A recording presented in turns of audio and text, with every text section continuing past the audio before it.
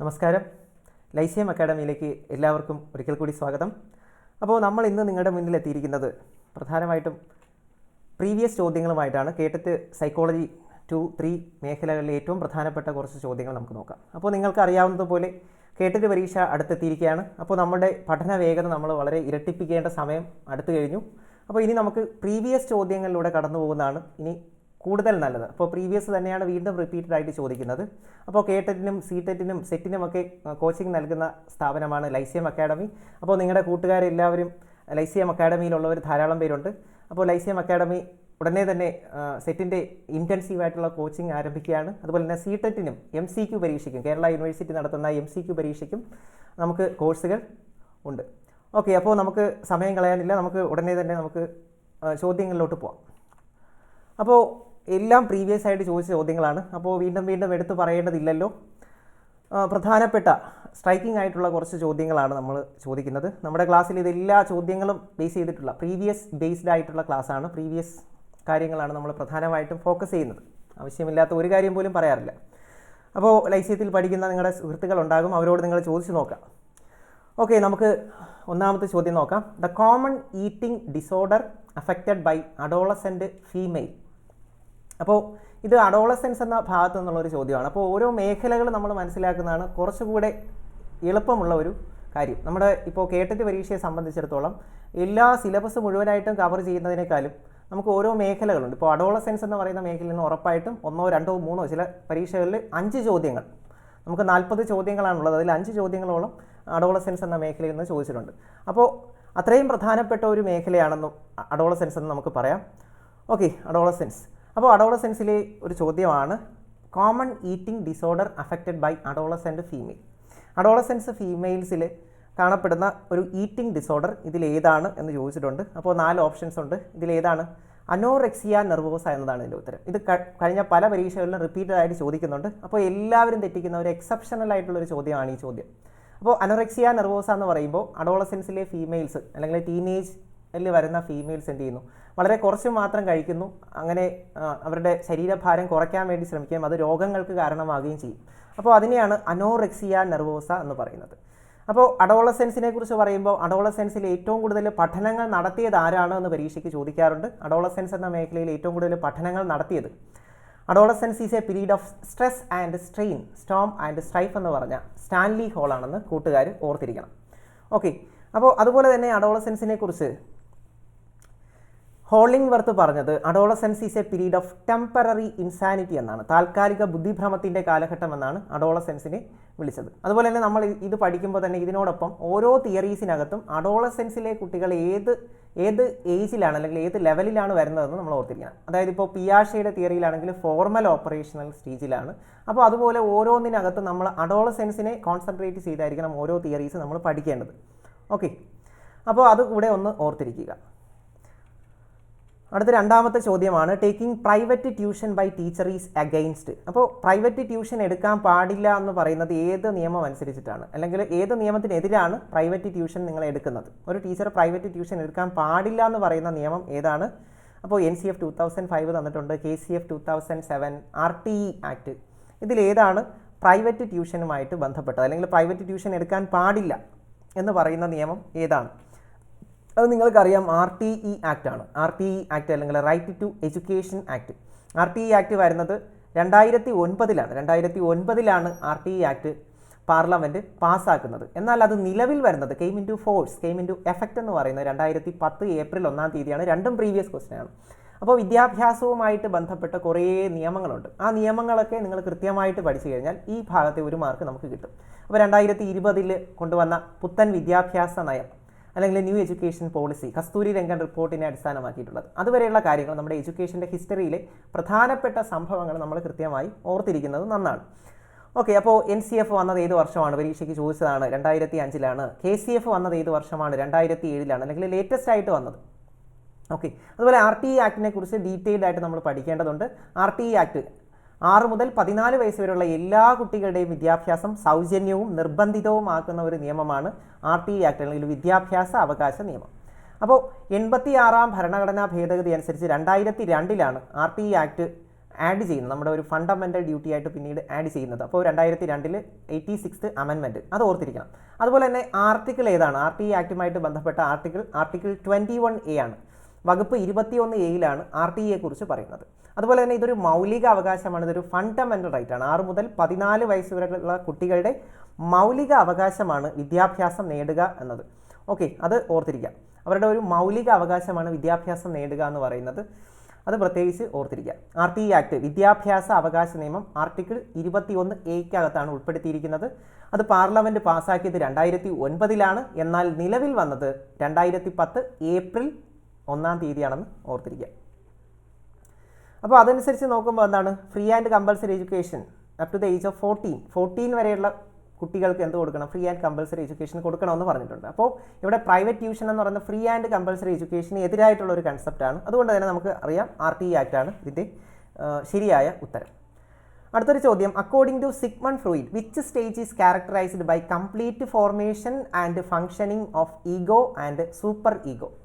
അപ്പോൾ സിഗ്മണ്ട് ഫ്രോയിഡിനെ നിങ്ങൾക്കറിയാം. സിഗ്മണ്ട് ഫ്രോയിഡ് സൈക്കോ അനലിറ്റിക് അപ്രോച്ചിൻ്റെ ഫാദർ എന്നറിയപ്പെടുന്നു. സൈക്കോ അനലിറ്റിക് അപ്രോച്ചിൻ്റെ ഫാദറാണ്. അപ്പോൾ അദ്ദേഹം കൊണ്ടുവന്ന സൈക്കോ സെക്ഷൽ ഡെവലപ്മെൻറ്റിനകത്തു നിന്നുള്ളൊരു ചോദ്യമാണ് psychosexual developmental stages. 5 developmental സ്റ്റേജസിനെ കുറിച്ച് പറയുന്നുണ്ട് അദ്ദേഹം. Oral stage, anal stage, phallic stage, latency stage and genital stage. ഇങ്ങനെ 5 ഘട്ടങ്ങളിലായിട്ട് സെക്ഷൽ ഡെവലപ്മെൻറ്റ് ഒരു കുട്ടിയിൽ നടക്കുന്നത് അല്ലെങ്കിൽ ഒരു വ്യക്തിയിൽ നടക്കുന്നത് എന്നാണ് അദ്ദേഹത്തിൻ്റെ സിദ്ധാന്തം പറഞ്ഞു വയ്ക്കുന്നത്. അപ്പോൾ ലൈംഗിക വികാസത്തിൻ്റെ ഏത് ഘട്ടത്തിലാണ് നിങ്ങളുടെ ഈഗോ അതുപോലെ തന്നെ സൂപ്പർ ഈഗോ എന്ന് പറയുന്ന 2 സ്ട്രക്ചേഴ്സ് അല്ലെങ്കിൽ നമ്മുടെ മൈൻഡിൻ്റെ ഘടനകൾ പൂർണ്ണമായിട്ടും ഫങ്ഷൻ ചെയ്യാൻ തുടങ്ങുന്നത്? Complete formation and functioning of ego and superego. സൂപ്പർ ഈഗോയും ഈഗോയും കംപ്ലീറ്റ് മെച്യൂരിറ്റിയിൽ എത്തുന്നത് എപ്പോഴാണ് എന്ന് പരീക്ഷയ്ക്ക് ചോദിച്ചിട്ടുണ്ട്. അപ്പോൾ അതിൻ്റെ ഉത്തരം എന്താണ്? അത് ജനൈറ്റൽ സ്റ്റേജിൽ ആണ്. ഓക്കെ, ജനൈറ്റൽ സ്റ്റേജിലാണ് complete functioning and formation of ego and superego. അപ്പോൾ ഒരു പരീക്ഷയ്ക്ക് ചോദിച്ചത് വേറൊരു രീതിയിലാണ്. എന്താണ് നമ്മുടെ ഹ്യൂമൻ മൈൻഡിൻ്റെ സ്ട്രക്ചർ ഏതൊക്കെയാണ് അല്ലെങ്കിൽ മനുഷ്യ മനസ്സിൻ്റെ ഘടനകൾ ഏതൊക്കെയാണെന്ന് പരീക്ഷയ്ക്ക് ചോദിച്ചിട്ടുണ്ട്. അപ്പോൾ മനുഷ്യ മനസ്സിൻ്റെ ഘടനകൾ ഏതൊക്കെയാണെന്ന് ചോദിച്ചാൽ ഇത് ഈഗോ ആൻഡ് സൂപ്പർ ഈഗോ. മനുഷ്യ മനസ്സിലെ ഏറ്റവും പ്രധാനപ്പെട്ട സ്ട്രക്ചേഴ്സാണ്, സ്ട്രക്ചേഴ്സ് ഓഫ് ഹ്യൂമൻ മൈൻഡ് അല്ലെങ്കിൽ മനുഷ്യ മനസ്സിൻ്റെ ഘടനകൾ ഏതൊക്കെയാണ് എന്ന് ചോദിച്ചാൽ ഇത് ഈഗോ സൂപ്പർ ഈഗോ എന്ന് ഓർത്തിരിക്കണം. ഓക്കെ, അപ്പോൾ ഇതെന്ന് പറയുന്നത് എങ്ങനെയാണ് പ്രവർത്തിക്കുന്നത്? എന്തിൻ്റെ പ്രേരണകൾ കൊണ്ടാണ് പ്രവർത്തിക്കുന്നത്? നമ്മുടെ ബേസിക് ഇൻസ്റ്റിങ്റ്റുകൾ അനുസരിച്ചാണ് പ്രവർത്തിക്കുന്നത്. അല്ലെങ്കിൽ പ്ലഷർ പ്രിൻസിപ്പിൾ, ആനന്ദ നിർവൃതിക്ക് വേണ്ടി അല്ലെങ്കിൽ എന്താണ് ആനന്ദ തത്വത്തിനനുസരിച്ചാണ് പ്രവർത്തിക്കുന്നത്. പ്ലഷർ പ്രിൻസിപ്പിൾ അനുസരിച്ചാണ് ഇത് പ്രവർത്തിക്കുന്നതെന്ന് ഓർത്തു വെച്ചിരിക്കണം. അതുപോലെ തന്നെ ഈഗോ എന്ന് പറയുന്നത് പോലീസ് ഫോഴ്സ് എന്നാണ് അറിയപ്പെടുന്നത്. പോലീസ് ഫോഴ്സ് എന്നറിയപ്പെടുന്നുണ്ട്. അല്ലെങ്കിൽ കൺട്രോളിങ് ഏജൻസി ഏതാണെന്ന് ചോദിച്ചാൽ അത് ഈഗോയാണ്. ഇതിനെയും അതുപോലെ സൂപ്പർ ഈഗോയെയും നിയന്ത്രിച്ച് നിർത്തിക്കൊണ്ട് ഒരു നല്ല വ്യക്തിത്വം രൂപീകരിക്കാൻ നമ്മളെ ഈഗോ സഹായിക്കും. ഓക്കെ, ഈഗോ പോലീസ് ഫോഴ്സ് ആണ്, കൺട്രോളിങ് ഏജൻസിയാണ്. ഇനി അടുത്ത് സൂപ്പർ ഈഗോ ആണ്. സൂപ്പർ ഈഗോ എന്ന് പറയുമ്പോൾ എന്താണ്? സൂപ്പർ ഈഗോ മൊറാലിറ്റി പ്രിൻസിപ്പിൾ അനുസരിച്ചാണ് പ്രവർത്തിക്കുന്നത്. Okay, morality principle. Ego reality principle അനുസരിച്ച് പ്രവർത്തിക്കുന്നു, സൂപ്പർ ഈഗോ മൊറാലിറ്റി പ്രിൻസിപ്പിൾ അനുസരിച്ച് പ്രവർത്തിക്കുന്നു. അപ്പോൾ ഇത്രയും കാര്യങ്ങൾ ഇവിടെ ഓർത്തിരിക്കുക. അതുപോലെ തന്നെ ഇതിനകത്ത് ചോദിക്കാൻ സാധ്യതയുള്ള ഒരു ചോദ്യമാണ് ഈഡിപ്പൽ കോംപ്ലക്സ്, ഇലക്ട്ര കോംപ്ലക്സ് എന്നിങ്ങനെയുള്ള 2 കോംപ്ലക്സുകൾ ഉടലെടുക്കുന്നത് ഏത് സ്റ്റേജിലാണ്? ഈഡിപ്പൽ കോംപ്ലക്സും ഇലക്ട്ര കോംപ്ലക്സും അത് ഏത് സ്റ്റേജിലാണെന്ന് ചോദിക്കാം. അങ്ങനെ ചോദിച്ചാൽ അത് 3ാമത്തെ സെക്ഷൽ ഡെവലപ്മെൻറ്റൽ സ്റ്റേജ് ആയിട്ടുള്ള ഫാലിക് സ്റ്റേജിലാണെന്ന് ഓർത്തിരിക്കണം. ഓക്കെ, ഫാലിക് സ്റ്റേജിലാണ്. അതുപോലെ തന്നെ ടോയ്ലറ്റ് ട്രെയിനിങ് കുട്ടികൾക്ക് കിട്ടുന്നത് എപ്പോഴാണ്, ഏത് സ്റ്റേജിലാണെന്ന് പരീക്ഷയ്ക്ക് ചോദിച്ചിട്ടുണ്ട്. ടോയ്ലറ്റ് ട്രെയിനിങ് കിട്ടുന്ന ഏത് സ്റ്റേജിലാണ്? അനൽ സ്റ്റേജിലാണ്. ഓക്കെ, ടോയ്ലറ്റ് ട്രെയിനിങ് കുട്ടി നേടിയെടുക്കുന്നത് അനൽ സ്റ്റേജിലാണ്. ഇനി സെക്ഷലി നിങ്ങൾ ഇനാക്റ്റീവ് ആയിരിക്കുന്നത്, സെക്ഷലി ഒരു തരത്തിലുള്ള സിംറ്റംസും നിങ്ങൾ കാണിക്കാതിരിക്കുന്ന സ്റ്റേജ് ഏതാണെന്ന് ചോദിച്ചാൽ അത് ലാറ്റൻസി സ്റ്റേജാണ്.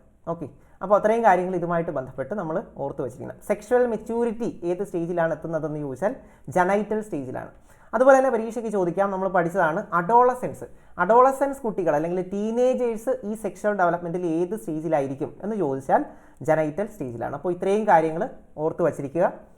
ഓക്കെ, മറ്റൊരു ചോദ്യം, A student in your class avoid every opportunity for writing and drawing because he has a problem of mirror writing. അപ്പോൾ ഒരു കുട്ടി എഴുതുന്നതിനുള്ള എല്ലാ അവസരങ്ങളും ഒഴിവാക്കുകയാണ്, ഒഴിവാക്കുന്നു. അപ്പോൾ ആ കുട്ടിയുടെ പ്രശ്നം എന്താണ് എന്നാണുള്ള ചോദ്യം. എഴുതുന്ന എല്ലാ അവസരങ്ങളും ഒഴിവാക്കുന്നു. അപ്പോൾ നമുക്ക് മറ്റൊരു പ്രധാനപ്പെട്ടൊരു മേഖലയാണ് ഈ പറയുന്ന സ്പെസിഫിക് ലേണിംഗ് ഡിസബിലിറ്റീസ് എന്ന് പറയുന്ന ഒരു മേഖല. സ്പെസിഫിക് ആയിട്ടുള്ള ലേണിംഗ് ഡിസബിലിറ്റീസ് ഏതൊക്കെയാണ്, അതെന്തുമായി ബന്ധപ്പെട്ടിരിക്കുന്നു എന്ന് എല്ലാ തവണയും ഒരു ചോദ്യം ചോദിക്കാറുണ്ട്. അപ്പോൾ ഇവിടെ കുറേ ഓപ്ഷൻസ് തന്നിട്ടുണ്ട്. എഴുതുന്നതിലുള്ള പ്രശ്നമാണ് ഡിസ്പ്രാക്സിയ, ഡിസ്ലെക്സിയ, ഡിസ്കാൽക്കുലിയ, ഡിസ്ഗ്രാഫിയ എന്നൊക്കെ പറഞ്ഞിട്ട് ഓപ്ഷൻസ് തന്നിട്ടുണ്ട്. അപ്പോൾ എല്ലാവർക്കും അറിയാം ഡിസ്ഗ്രാഫിയാണ് എഴുതുന്നതിലെ വൈകല്യം. ഓക്കെ, എഴുത്തിലുണ്ടാക്കുന്ന അല്ലെങ്കിൽ റൈറ്റിംഗ് ഡിസോർഡർ എന്ന് നമുക്ക് എന്തിനെ പറയാം? ഡിസ്ഗ്രാഫിയാണ് റൈറ്റിംഗ് ഡിസോർഡർ. അപ്പോൾ എഴുതുന്നതിൽ ഒരു വ്യക്തിക്ക് പ്രശ്നമുണ്ട് എന്ന് പറഞ്ഞാൽ അതിനെ നമുക്ക് എന്തെന്ന് പറയാം? ഡിസ്ഗ്രാഫിയ എന്ന് പറയാം. ഓക്കെ, ഇതിനെ നമ്മൾ സ്പെസിഫിക് ലേണിംഗ് ഡിസബിലിറ്റി എന്നാണ് പറയുന്നത്. ഒരു സ്പെസിഫിക് ആയിട്ടുള്ള ഏരിയയിൽ മാത്രം കുട്ടികൾക്ക് പ്രശ്നമുണ്ടാകുന്നു. സ്പെസിഫിക് ലേണിംഗ് ഡിസബിലിറ്റീസ് ഏതൊക്കെയാണ്? ഡിസ്ഗ്രാഫിയ, ഡിസ്പ്രാക്സിയ, ഡിസ്കാൽക്കുലിയ, ഡിസ്ലെക്സിയ എന്നൊക്കെ പറയുന്നത് അതിനകത്ത് വരും. അപ്പോൾ ഡിസ്കാൽക്കുലിയ എന്ന് പറഞ്ഞാൽ എന്താണ്? കാൽക്കുലേറ്റർ നമ്മൾ ഉപയോഗിക്കുന്നത് കണക്ക് കൂട്ടാനാണ്. അപ്പോൾ അത് വെച്ച് കണക്ട് ചെയ്ത് പഠിക്കാം. ഡിസ്കാൽക്കുലിയ എന്ന് പറയുമ്പോൾ കാൽക്കുലേഷൻസിന് അല്ലെങ്കിൽ അരിത്തമെറ്റിക് മാത്തമാറ്റിക്സിനകത്തുണ്ടാകുന്ന പ്രോബ്ലമാണ്. കൂട്ടുന്നതിനും കുറയ്ക്കുന്നതിനും ഗണന വൈകല്യം അല്ലെങ്കിൽ ഗണിത വൈകല്യം എന്ന് നമുക്ക് പറയാം, ഡിസ്കാൽക്കുലിയ. ഓക്കെ, അടുത്ത് ഡിസ്ലെക്സിയ എന്താണ് എന്ന് ചോദിച്ചാൽ ചിലർ പറയും എന്താണ്, ലെക്സി പേന നമ്മൾ എഴുതാൻ വേണ്ടി ഉപയോഗിക്കും, അതുകൊണ്ട് എഴുതുന്നതിലെ വൈകല്യമാണെന്ന്. പക്ഷേ എന്താണ്, വായനയ്ക്ക് ഉണ്ടാകുന്ന പ്രശ്നമാണ്. റീഡിംഗ് ഡിസബിലിറ്റി ആണെന്ത്? ഡിസ്ലെക്സിയ. ഡിസ്ലെക്സിയ റീഡിംഗ് ഡിസബിലിറ്റി ആണ്. അപ്പോൾ അത് ഓർത്ത് വെച്ചിരിക്കുക. അതുപോലെ തന്നെ മറ്റൊരു ഓപ്ഷൻ ഇവിടെ തന്നിട്ടുണ്ട്, ഡിസ്പ്രാക്സിയ. പ്രാക്സിയ എന്ന് പറയുമ്പോൾ എന്താണ്? സൈക്കോമോട്ടോർ കോർഡിനേഷൻ, മോട്ടോർ കോർഡിനേഷനകത്തുണ്ടാകുന്ന പ്രശ്നങ്ങളാണ്. ഓക്കെ, അപ്പോൾ സൈക്കോമോട്ടോർ കോർഡിനേഷൻ നിങ്ങൾക്ക് കൃത്യമായിട്ട് ആക്ഷൻസ് ചെയ്യാൻ പറ്റുന്നില്ല, കാര്യങ്ങൾ ചെയ്യാൻ പറ്റാത്ത അവസ്ഥയാണ് ഡിസ്പ്രാക്സിയ. പ്രാക്ടിക്കലായിട്ടുള്ള ആക്ഷൻസ് ചെയ്യാൻ പറ്റാത്ത അവസ്ഥ. ഡിസ്ലെക്സിയ എന്ന് പറയുമ്പോൾ എന്താണ്? റീഡിംഗ് ഡിസബിലിറ്റിയാണ്, വായനാ വൈകല്യം. ഡിസ്കാൽക്കുലിയ എന്ന് പറയുമ്പോൾ എന്താണ്? കാൽക്കുലേഷൻസിൽ ഉണ്ടാകുന്ന പ്രശ്നമാണ്, കണക്ക് കൂട്ടുന്നതിലുണ്ടാകുന്ന പ്രശ്നമാണ്. ഇനി ഡിസ്ഗ്രാഫിയ. ഡിസ്ഗ്രാഫിയ എന്ന് പറയുമ്പോൾ എന്താണ്? ഡിസ്ഗ്രാഫിയ എന്ന് പറയുമ്പോൾ എഴുതുന്നതിലുണ്ടാകുന്ന പ്രശ്നം. ഓക്കെ, അപ്പോൾ ലേണിംഗ് ഡിസബിലിറ്റീസ് പ്രത്യേകം ശ്രദ്ധിച്ച് തന്നെ പഠിക്കുക. അടുത്തൊരു ചോദ്യം, the term spontaneous recovery relates with. അപ്പോൾ ഇതൊരു എക്സെപ്ഷണൽ ആയിട്ടുള്ളൊരു ചോദ്യമാണ്, പലർക്കും തെറ്റിപ്പോകാൻ സാധ്യതയുണ്ട്. അപ്പോൾ ഇത് കണ്ടീഷനിങ് എന്ന മേഖലയിലെ ഒരു ചോദ്യമാണ്, കണ്ടീഷനിങ്. ഓക്കെ, അപ്പോൾ കണ്ടീഷനിങ്ങിൽ തന്നെ ഏത് കണ്ടീഷനിങ്ങുമായിട്ട് ഇത് ബന്ധപ്പെട്ടിരിക്കുന്നു എന്നത് നമുക്ക് ചോദിച്ചിട്ടുള്ളതാണ്. സ്പോണ്ടേനിയസ് റിക്കവറി എന്ന ആശയം ക്ലാസിക്കൽ കണ്ടീഷനിങ്ങുമായിട്ട് ബന്ധപ്പെട്ടിരിക്കുന്നു.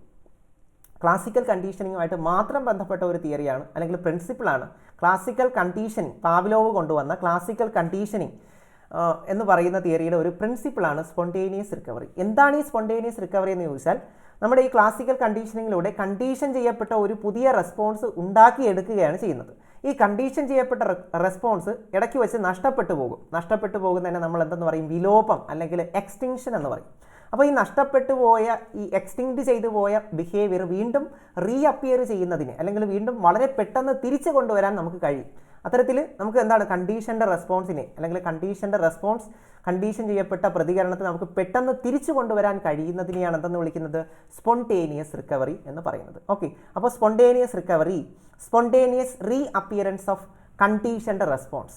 കണ്ടീഷൻ്റെ റെസ്പോൺസ് അല്ലെങ്കിൽ എക്സ്റ്റിങ്ക്റ്റഡ് കണ്ടീഷൻ്റെ റെസ്പോൺസ്, എക്സ്റ്റിങ്ക്റ്റ് ചെയ്തു പോയ, വിലോപം സംഭവിച്ച, നിർത്തിവെക്കപ്പെട്ട എന്താണ്, കണ്ടീഷൻ ചെയ്യപ്പെട്ട റെസ്പോൺസ് അല്ലെങ്കിൽ പ്രതികാരം, എന്താണ്, പ്രതികരണം അത് വീണ്ടും എന്ത് ചെയ്യുന്നു? അത് വീണ്ടും തിരിച്ചു വരുന്നതിനെയാണ് എന്തെന്ന് പറയുന്നത്? അതിനെ ക്ലാസിക്കൽ കണ്ടീഷനിങ് തിയറിയിൽ നമ്മൾ സ്പോണ്ടേനിയസ് റിക്കവറി എന്ന വാക്ക് ഉപയോഗിച്ചാണ് പറയുന്നത്. അതുപോലെ തന്നെ ഇതുമായിട്ട് ബന്ധപ്പെട്ട് വേറൊരു വാക്ക് കൂടെ നിങ്ങൾ ഓർത്തു വെച്ചിരിക്കണം, എക്സ്റ്റിങ്ഷൻ പ്രിൻസിപ്പിൾ അല്ലെങ്കിൽ വിലോപം. എന്താണ്? ഈ പറയുന്ന കണ്ടീഷൻ്റെ റെസ്പോൺസ് എപ്പോഴെങ്കിലുമൊക്കെ നഷ്ടപ്പെട്ടു പോകാൻ സാധ്യതയുണ്ട്, അത് നിന്നു പോകാൻ സാധ്യതയുണ്ട്, നിലച്ചു പോകാൻ സാധ്യതയുണ്ട്. അതിനെക്കുറിച്ച് പറയുന്ന സിദ്ധാന്തം ഏതാണ് എന്ന് ചോദിക്കാറുണ്ട്. അതിനെക്കുറിച്ച് പറയുന്നത് രണ്ട് സിദ്ധാന്തങ്ങൾ പറയുന്നുണ്ട്, ക്ലാസിക്കൽ കണ്ടീഷനിങ് അതുപോലെ തന്നെ operant conditioning. Classical and operant conditioning. അപ്പോൾ ക്ലാസിക്കൽ കണ്ടീഷനിങ് അല്ലെങ്കിൽ പൗരാണിക അനുബന്ധന സിദ്ധാന്തം കൊണ്ടുവന്നത് പാവ്ലോവ് ആണ് എന്ന് നിങ്ങൾക്കറിയാം. അപ്പോൾ അദ്ദേഹം ഒറിജിനലി ഒരു സൈക്കോളജിസ്റ്റ് അല്ല, അദ്ദേഹം ഒരു റിഫ്ലക്സോളജിസ്റ്റ് ആണെന്നും കൂട്ടുകാർ പഠിച്ചിട്ടുണ്ടായിരിക്കും. അദ്ദേഹം ഒരു റിഫ്ലക്സോളജിസ്റ്റ് ആണ്. അപ്പോൾ 1904 അദ്ദേഹത്തിന് സയൻസിൽ നൊബേൽ പ്രൈസ് കിട്ടുന്നുണ്ട്. അദ്ദേഹം 1903 ഒരു പുസ്തകം എഴുതി, അത് പരീക്ഷയ്ക്ക് ചോദിക്കാവുന്നതാണ്, കണ്ടീഷൻഡ് റിഫ്ലക്സസ് എന്ന പുസ്തകം. അപ്പോൾ കണ്ടീഷൻഡ് റിഫ്ലക്സസ് എന്ന പുസ്തകം എഴുതിയത് ആരാണ്? അത് പാവ്ലോവ് ആണ്. ലോകത്തിൽ ആദ്യമായിട്ട് കണ്ടീഷനിങ് തിയറി കൊണ്ടുവന്നത് ആരാണെന്ന് ചോദിക്കും, അത് പാവ്ലോവ് ആണ്. ഓക്കെ, കണ്ടീഷനിങ്ങിൻ്റെ ഫാദർ ആരാണെന്ന് ചോദിച്ചാൽ അതും പാവ്ലോവ് ആണ്. അതുപോലെ തന്നെ ഹയർ കണ്ടീഷനിങ് അല്ലെങ്കിൽ സെക്കൻഡ് ഓർഡർ കണ്ടീഷനിങ് ആരുമായി ബന്ധപ്പെട്ടിരിക്കുന്നു എന്ന് ചോദിക്കാവുന്നതാണ്. അങ്ങനെ ചോദിച്ചാലും അത് ആര് തന്നെയാണ്? പാവ്ലോവ് തന്നെയാണ്. അപ്പോൾ എത്ര പോയിന്റ്സാണ് നമ്മൾ പാവ്ലോവിനെ കുറിച്ച് പഠിച്ചത്? ഓക്കെ, അപ്പോൾ spontaneous recovery, classical conditioning, Pavlov, ഡോഗിലെ എക്സ്പെരിമെൻറ്റ് ഓർത്തിരിക്കുക. ഇനി സ്കിന്നറിൻ്റെ ഒപ്പറൻറ്റ് കണ്ടീഷനിങ്ങും ക്ലാസിക്കൽ കണ്ടീഷനിങ്, പാവ്ലോവിൻ്റെ അതിനകത്തും വരുന്ന ഒരു തിയറിയാണ്, ഒരു പ്രിൻസിപ്പിളാണ് എക്സ്റ്റിങ്ഷൻ പ്രിൻസിപ്പിൾ. ഓക്കെ, അടുത്ത ചോദ്യം, in Erikson's model the key challenge of young adulthood. Young adulthood എന്ന് പറയുമ്പോൾ ഏകദേശം എന്താണ് യങ് അഡൾട്ട്ഹുഡിനകത്ത് വരുന്ന പ്രധാനപ്പെട്ട ഐഡൻറ്റിറ്റി ക്രൈസിസ് ഏതാണെന്നാണ് ചോദിക്കുന്നത്. യങ് അഡൾട്ട്ഹുഡ് അതിനകത്ത് വരുന്ന ക്രൈസിസ് ഏതാണ്? യങ് അഡൾട്ട്ഹുഡിനകത്ത് വരുന്ന ക്രൈസിസ് എന്ന് പറയുന്നത് ഇൻറ്റിമസി വേഴ്സസ് ഐസൊലേഷൻ എന്ന് പറയുന്ന ഒരു ചലഞ്ചാണ്. അല്ലെങ്കിൽ എന്തെന്ന് പറയാം, നമുക്കതിനെ ഐഡൻറ്റിറ്റി ക്രൈസിസ് എന്ന് പറയാം. ഐഡൻറ്റിറ്റി ക്രൈസിസ് എന്ന് പറയുന്ന അല്ലെങ്കിൽ ക്രൈസിസ് എന്ന പദം, ഐഡൻറ്റിറ്റി ക്രൈസിസ് എന്ന പദം ആരുമായി ബന്ധപ്പെട്ടിരിക്കുന്നു? എറിക്സനുമായിട്ട് ബന്ധപ്പെട്ടിരിക്കുന്നു എന്ന് ഓർത്ത് വെച്ചിരിക്കണം. അപ്പോൾ എറിക്സന്റെ സൈക്കോ സോഷ്യൽ ഡെവലപ്മെൻറ്റ് തിയറി, അതിനകത്ത് 8 ഘട്ടങ്ങളെക്കുറിച്ച് അദ്ദേഹം പറയുന്നുണ്ട്. ഓക്കെ, 8 ഘട്ടങ്ങളെക്കുറിച്ച് അദ്ദേഹം അതിനകത്ത് പറയുന്നുണ്ട്. ട്രസ്റ്റ് വേഴ്സസ് മിസ്ട്രസ്റ്റ് മുതൽ തുടങ്ങി ഈഗോ ഇൻറ്റഗ്രിറ്റി വേഴ്സസ് ഡെസ്പയർ വരെ ഉള്ള കാര്യങ്ങൾ അതിനകത്ത് പറയുന്നുണ്ട്. അപ്പോൾ അതുവരെയുള്ള 8 ഘട്ടങ്ങൾ നിങ്ങൾ കൃത്യമായിട്ട് പഠിച്ചിരിക്കണം. അതിൻ്റെ വയസ്സ്, അതിനകത്ത് വരുന്ന പ്രത്യേകതകൾ. അപ്പോൾ ഇവിടെ ചോദിച്ചിരിക്കുന്നത് അത് യങ് അഡൾട്ട്ഹുഡ്, അതായത് 18 മുതൽ 35 വയസ്സ് വരെയുള്ള കാലഘട്ടത്തിൽ നിങ്ങൾക്ക് ഉണ്ടാകുന്ന 2 ചോയ്സുകൾ ഏതൊക്കെയാണ്? ഒന്നുകിൽ നിങ്ങൾക്ക് ഇൻറ്റിമേറ്റ് ആയിട്ടുള്ള ഒരു വ്യക്തിയെ കണ്ടുപിടിക്കാം, ഇൻറ്റിമസി, നിങ്ങളോട് സ്നേഹമുള്ള ഒരു വ്യക്തിയെ നിങ്ങൾ കണ്ടുപിടിക്കാം. അല്ലെങ്കിൽ എന്താണ്, ഐസൊലേറ്റഡ് ആയിട്ട് നിങ്ങൾക്ക് ജീവിക്കാൻ പറ്റും, ഏകാഗിയായിട്ട് ജീവിക്കാം. അപ്പോൾ ഇതിൽ ഏതാണ് നിങ്ങൾ തിരഞ്ഞെടുക്കുന്നത് എന്നത് 18 മുതൽ 35 വയസ്സിനുള്ളിൽ നിങ്ങൾക്ക് ഉണ്ടാകുന്ന ഒരു ചലഞ്ചാണ്, അല്ലെങ്കിൽ ഒരു ക്രൈസിസ് സിറ്റുവേഷൻ ആണ്, ഒരു കോൺഫ്ലിക്റ്റിംഗ് സിറ്റുവേഷൻ ആണ്. അപ്പോൾ എറിക്സന്റെ തിയറിയുടെ പേര് psycho social development theory. The life cycle is completed എന്ന പുസ്തകം എഴുതിയത് ആരാണെന്ന് പരീക്ഷയ്ക്ക് ചോദിച്ചിട്ടുണ്ട്. The life cycle is completed എന്ന പുസ്തകം എഴുതിയത് എറിക്സൺ ആണ്. അപ്പോൾ നിങ്ങൾക്കറിയാം ലൈഫ് സൈക്കിളിനെ കംപ്ലീറ്റഡ് ആയിട്ട് എന്താണ് തിയറൈസ് ചെയ്തത് ആരാണെന്ന് ചോദിച്ചാൽ അത് എറിക്സൺ ആണ്. അപ്പോൾ അദ്ദേഹത്തിൻ്റെ ഇൻറ്റിമസി വേഴ്സസ് ഐസൊലേഷൻ എന്ന ക്രൈസിസ് യങ് അഡൾട്ട്ഹുഡ് അല്ലെങ്കിൽ 18 മുതൽ 35 വയസ്സ് വരെ ഉള്ളതിനകത്ത് വരുന്നതാണെന്ന് ഓർത്തിരിക്കുക. ഓക്കെ, അടുത്തൊരു ചോദ്യം, the theorist associated with the concept attainment model. അപ്പോൾ കൺസെപ്റ്റ് അറ്റൈൻമെൻറ്റ് മോഡൽ അല്ലെങ്കിൽ നമ്മുടെ ബ്രൂണറുമായിട്ട് ബന്ധപ്പെട്ട് എപ്പോഴും ഒരു ചോദ്യം ചോദിക്കാറുണ്ട്. ബ്രൂണർ അല്ലെങ്കിൽ പിയാഷെ അല്ലെങ്കിൽ നമ്മുടെ വൈഗോട്സ്കി, നോം ചോംസ്കി, ഇങ്ങനെ കുറേ നമ്മുടെ പ്രധാനപ്പെട്ട കോൺട്രിബ്യൂട്ടേഴ്സ് ഉണ്ട്. അപ്പോൾ ഈ കോൺട്രിബ്യൂട്ടേഴ്സിനെ കുറിച്ച് കൃത്യമായി അവരുടെ കോൺട്രിബ്യൂഷൻസ് എന്താണ്, അവരുടെ തിയറീസ് എന്താണ്, അവരുടെ പ്രിൻസിപ്പിൾസ് എന്താണ്, അവരുടെ പുസ്തകങ്ങൾ ഏതൊക്കെയാണെന്ന് നമ്മൾ കൃത്യമായി പഠിക്കുന്നത് വളരെ നല്ലതാണ്. അപ്പോൾ ഇവിടെ ചോദിച്ചിരിക്കുന്നത് എന്താണ്, മോഡൽസ് ഓഫ് ടീച്ചിങ് എന്ന കൺസെപ്റ്റിനകത്തുള്ള ഒരു ചോദ്യമാണ്. അതിൽ നമ്മുടെ ബ്രൂണർ കൊണ്ടുവന്ന ഒരു മോഡൽ ഓഫ് ടീച്ചിങ് ആണ് കൺസെപ്റ്റ് അറ്റൈൻമെൻറ്റ് മോഡൽ അല്ലെങ്കിൽ ആശയ സമ്പാദന മാതൃക. ഓക്കെ, ആശയ സമ്പാദന മാതൃക അല്ലെങ്കിൽ കൺസെപ്റ്റ് അറ്റൈൻമെൻറ്റ് മോഡൽ. അപ്പോൾ കൺസെപ്റ്റ് അറ്റൈൻമെൻറ്റ് മോഡൽ ഏത് ഫാമിലീസ് ഓഫ് ടീച്ചിങ്ങിനകത്താണ് വരുന്നത്? ഫാമിലീസ് ഓഫ് ടീച്ചിങ്ങിനകത്ത് വരുന്നത് ഏതിനകത്താണ്? ഇൻഫർമേഷൻ പ്രോസസ്സിംഗ് ഫാമിലി എന്ന ഫാമിലിയിലാണ് വരുന്നത്. അല്ലെങ്കിൽ കൊഗ്നിറ്റീവ് എബിലിറ്റീസിൻ്റെ സ്ട്രെങ്തനിങ്ങിന് പ്രാധാന്യം നൽകുന്നതാണ് ഇൻഫർമേഷൻ പ്രോസസ്സിംഗ് ഫാമിലി. അപ്പോൾ ബ്രൂണറിൻ്റെ ഇൻഫർമേഷൻ പ്രോസസ്സിംഗ് ഫാമിലിയിൽ വരുന്ന ഒരു മോഡൽ ഓഫ് ടീച്ചിങ് ആണ് കൺസെപ്റ്റ് അറ്റൈൻമെൻറ്റ് മോഡൽ എന്ന് ഓർത്ത് വെച്ചിരിക്കണം. Okay, concept attainment model. മറ്റൊരു ചോദ്യം, triple track plan is a programme designed for. Triple track plan എന്ന് പറയുന്ന പ്രോഗ്രാം ഏത് തരത്തിലുള്ള കുട്ടികൾക്ക് വേണ്ടിയിട്ടുള്ളതാണ് എന്നതാണ് അടുത്ത ചോദ്യം. അപ്പോൾ ഇത് ഏത് മേഖലയിലെ ചോദ്യമാണ്? ഇത് എക്സെപ്ഷണൽ ചൈൽഡ് എന്ന് പറയുന്ന ഒരു 8 കാറ്റഗറീസ് അതിനകത്ത് വരുന്നുണ്ട്. ഗിഫ്റ്റഡ് ചൈൽഡ് ഉണ്ട്, ക്രിയേറ്റീവ് ചൈൽഡ് ഉണ്ട്, അതുപോലെ തന്നെ മെൻ്റലി റിട്ടാർഡഡ്, ഫിസിക്കലി ഇംപെയർഡ് ആയിട്ടുള്ള കുട്ടികളുണ്ട്, അതുപോലെ തന്നെ ജുവനൈൽ ഡെലിക്വൻ്റ് ആയിട്ടുള്ള കുട്ടികളുണ്ട്, സോഷ്യലി കൾച്ചറലി ഡിസഡ്വാൻറ്റേജ്ഡ് ആയിട്ടുള്ള കുട്ടികളുണ്ട്. അപ്പോൾ അത്തരത്തിൽ പലതരത്തിലുള്ള കുട്ടികളെ ചേർത്തിട്ടാണ് നമ്മൾ എക്സെപ്ഷണൽ കാറ്റഗറി എന്ന് പറയുന്നത്. അപ്പോൾ എക്സെപ്ഷണൽ ആവറേജ് ആയിട്ടുള്ള കുട്ടികളെക്കാളും വളരെ ഉയർന്നോ വളരെ താഴ്ന്നതോ ആയിട്ടുള്ള പെർഫോമൻസ് കാണിക്കുന്ന കുട്ടികൾ. അപ്പോൾ ഇതിനെക്കുറിച്ച് നമ്മൾ പഠിക്കേണ്ടതുണ്ട്. ഓരോന്നിനെയും ഡീറ്റെയിൽഡ് ആയിട്ട് നമ്മൾ പഠിക്കണം. ഈ 8 കാറ്റഗറി അത് അത്രയും പഠിച്ചു കഴിഞ്ഞാൽ അതിനകത്തുനിന്ന് 1 മാർക്ക് നിങ്ങൾക്ക് പ്രതീക്ഷിക്കാം. അപ്പോൾ ഇവിടെ എന്താണ് ട്രിപ്പിൾ ട്രാക്ക് പ്ലാൻ? അതൊരു ഇൻഡിവിജ്വലൈസ്ഡ് ഇൻസ്ട്രക്ഷൻ അല്ലെങ്കിൽ സെൽഫ് ബേസ്ഡ് ലേണിംഗ് ആണ് ഈ ട്രിപ്പിൾ ട്രാക്ക് പ്ലാൻ എന്ന് പറയുന്നത്. അപ്പോൾ സെൽഫ് ബേസ്ഡ് ആയിട്ട് കുട്ടിയുടെ വേഗത്തിനനുസരിച്ച് ഓരോ കുട്ടികൾക്കും പഠിക്കാൻ കഴിയുന്ന രീതിയാണ്. അപ്പോൾ ഇത് ഏറ്റവും കൂടുതൽ അഡ്വാൻറ്റേജ് കിട്ടുന്നത് ആർക്കായിരിക്കും? ഇൻ്റലക്ച്വലി ഗിഫ്റ്റഡ് അല്ലെങ്കിൽ ഗിഫ്റ്റഡ് കുട്ടികൾക്ക് ആയിരിക്കും. ഓക്കെ, അപ്പോൾ ട്രിപ്പിൾ ട്രാക്ക് പ്ലാൻ ആണെങ്കിലും അതുപോലെ തന്നെ acceleration, enrichment program, double promotion, skipping, ഇങ്ങനെ പല കാര്യങ്ങളും നമ്മുടെ ഈ പറയുന്ന ഗിഫ്റ്റഡ് കുട്ടികൾക്കാണ് നമ്മൾ കൊടുക്കുന്നത്. അതുപോലെ തന്നെ പിയർ ട്യൂട്ടറിങ് നിങ്ങൾ സംഘടിപ്പിച്ച് കഴിഞ്ഞാൽ അതിനകത്ത് പിയർ ട്യൂട്ടറായിട്ട് മറ്റുള്ളവരെ ട്യൂട്ടർ ചെയ്യുന്ന അല്ലെങ്കിൽ എന്താണ് മറ്റുള്ളവർക്ക് അധ്യാപനം നൽകുന്നത് ഗിഫ്റ്റഡ് കുട്ടികളായിരിക്കും എന്ന് ഓർത്തിരിക്കുക. അതുപോലെ തന്നെ ഗിഫ്റ്റഡ് കുട്ടിയുടെ IQ എത്രയാണെന്ന് പരീക്ഷയ്ക്ക് ചോദിച്ചിട്ടുണ്ട്. ഗിഫ്റ്റഡ് കുട്ടിയുടെ IQ എത്രയാണ്? എബോവ് 130ക്ക് മുകളിലാണ് ഗിഫ്റ്റഡ് കുട്ടിയുടെ IQ. എന്നാൽ 140 ആൻഡ് എബോവ് എന്ന് വന്നു കഴിഞ്ഞാൽ ലെവിസ് ടെർമാൻ്റെ തിയറി അനുസരിച്ച് അദ്ദേഹത്തെ നമുക്ക് എന്തെന്ന് വിളിക്കാം? ജീനിയസ് എന്ന് വിളിക്കാം. അപ്പോൾ ഗിഫ്റ്റഡ് കുട്ടികൾക്ക് പല രീതികൾ നമ്മൾ കൊടുക്കാറുണ്ട്. അതിൽ ഏറ്റവും പ്രധാനപ്പെട്ട ഒന്ന് തന്നെയാണ് ട്രിപ്പിൾ ട്രാക്ക് പ്ലാൻ. അപ്പോൾ സെൽഫ് ബേസ്ഡ് ആയിട്ട് പഠിക്കാൻ ഇതിലൂടെ പറ്റുന്നു എന്നതാണ്. ഓക്കെ, അടുത്തൊരു ചോദ്യം, Kohlberg proposed A stage theory of. Kohlberg ഏത് തിയറിയുമായിട്ട് ബന്ധപ്പെട്ടിരിക്കുന്നു എന്നതാണ് അടുത്ത ചോദ്യം. അപ്പോൾ കോൾബർഗിനെ നിങ്ങൾക്കറിയാം, ലോറൻസ് കോൾബർഗ്. അദ്ദേഹം മോറൽ ഡെവലപ്മെൻറ്റ് തിയറിയുമായിട്ട് ബന്ധപ്പെട്ടിരിക്കുന്നു. മോറൽ ഡെവലപ്മെൻറ്റിൻ്റെ 3 ലെവൽസിനെ കുറിച്ച് അദ്ദേഹം പറയുന്നുണ്ട്. Pre conventional morality level, conventional morality level and post conventional morality level. അപ്പോൾ 3 ലെവൽസിലായിട്ടാണ് അദ്ദേഹം ലോറൻസ് കോൾബർഗ് അദ്ദേഹത്തിൻ്റെ തിയറി പ്രപ്പോസ് ചെയ്യുന്നത്. അതിൽ പ്രീ കൺവെൻഷണൽ മൊറാലിറ്റിയെ നമ്മൾ വിളിക്കുന്ന പേരാണ് സീറോ മൊറാലിറ്റി ലെവൽ. അവിടെ എന്താണ്, മൊറാലിറ്റി സ്റ്റാൻഡേർഡ്സ് ഒന്നും കുട്ടികൾക്ക് അറിയില്ല, ശൂന്യമാണ്. Zero morality level, that is pre conventional morality level, pre conventional morality level. അടുത്തത് കൺവെൻഷണൽ മൊറാലിറ്റി ലെവലാണ്. കൺവെൻഷണൽ മൊറാലിറ്റി ലെവൽ എന്ന് പറയുമ്പോൾ എന്താണ്, സോഷ്യൽ മൊറാലിറ്റി, സൊസൈറ്റിയുടെ സഹായത്തോടു കൂടി കുട്ടികൾ എന്ത് ചെയ്യും, മോറൽ സ്റ്റാൻഡേർഡ്സ് നിർമ്മിച്ചെടുക്കുകയാണ് അവിടെ ചെയ്യുന്നത്.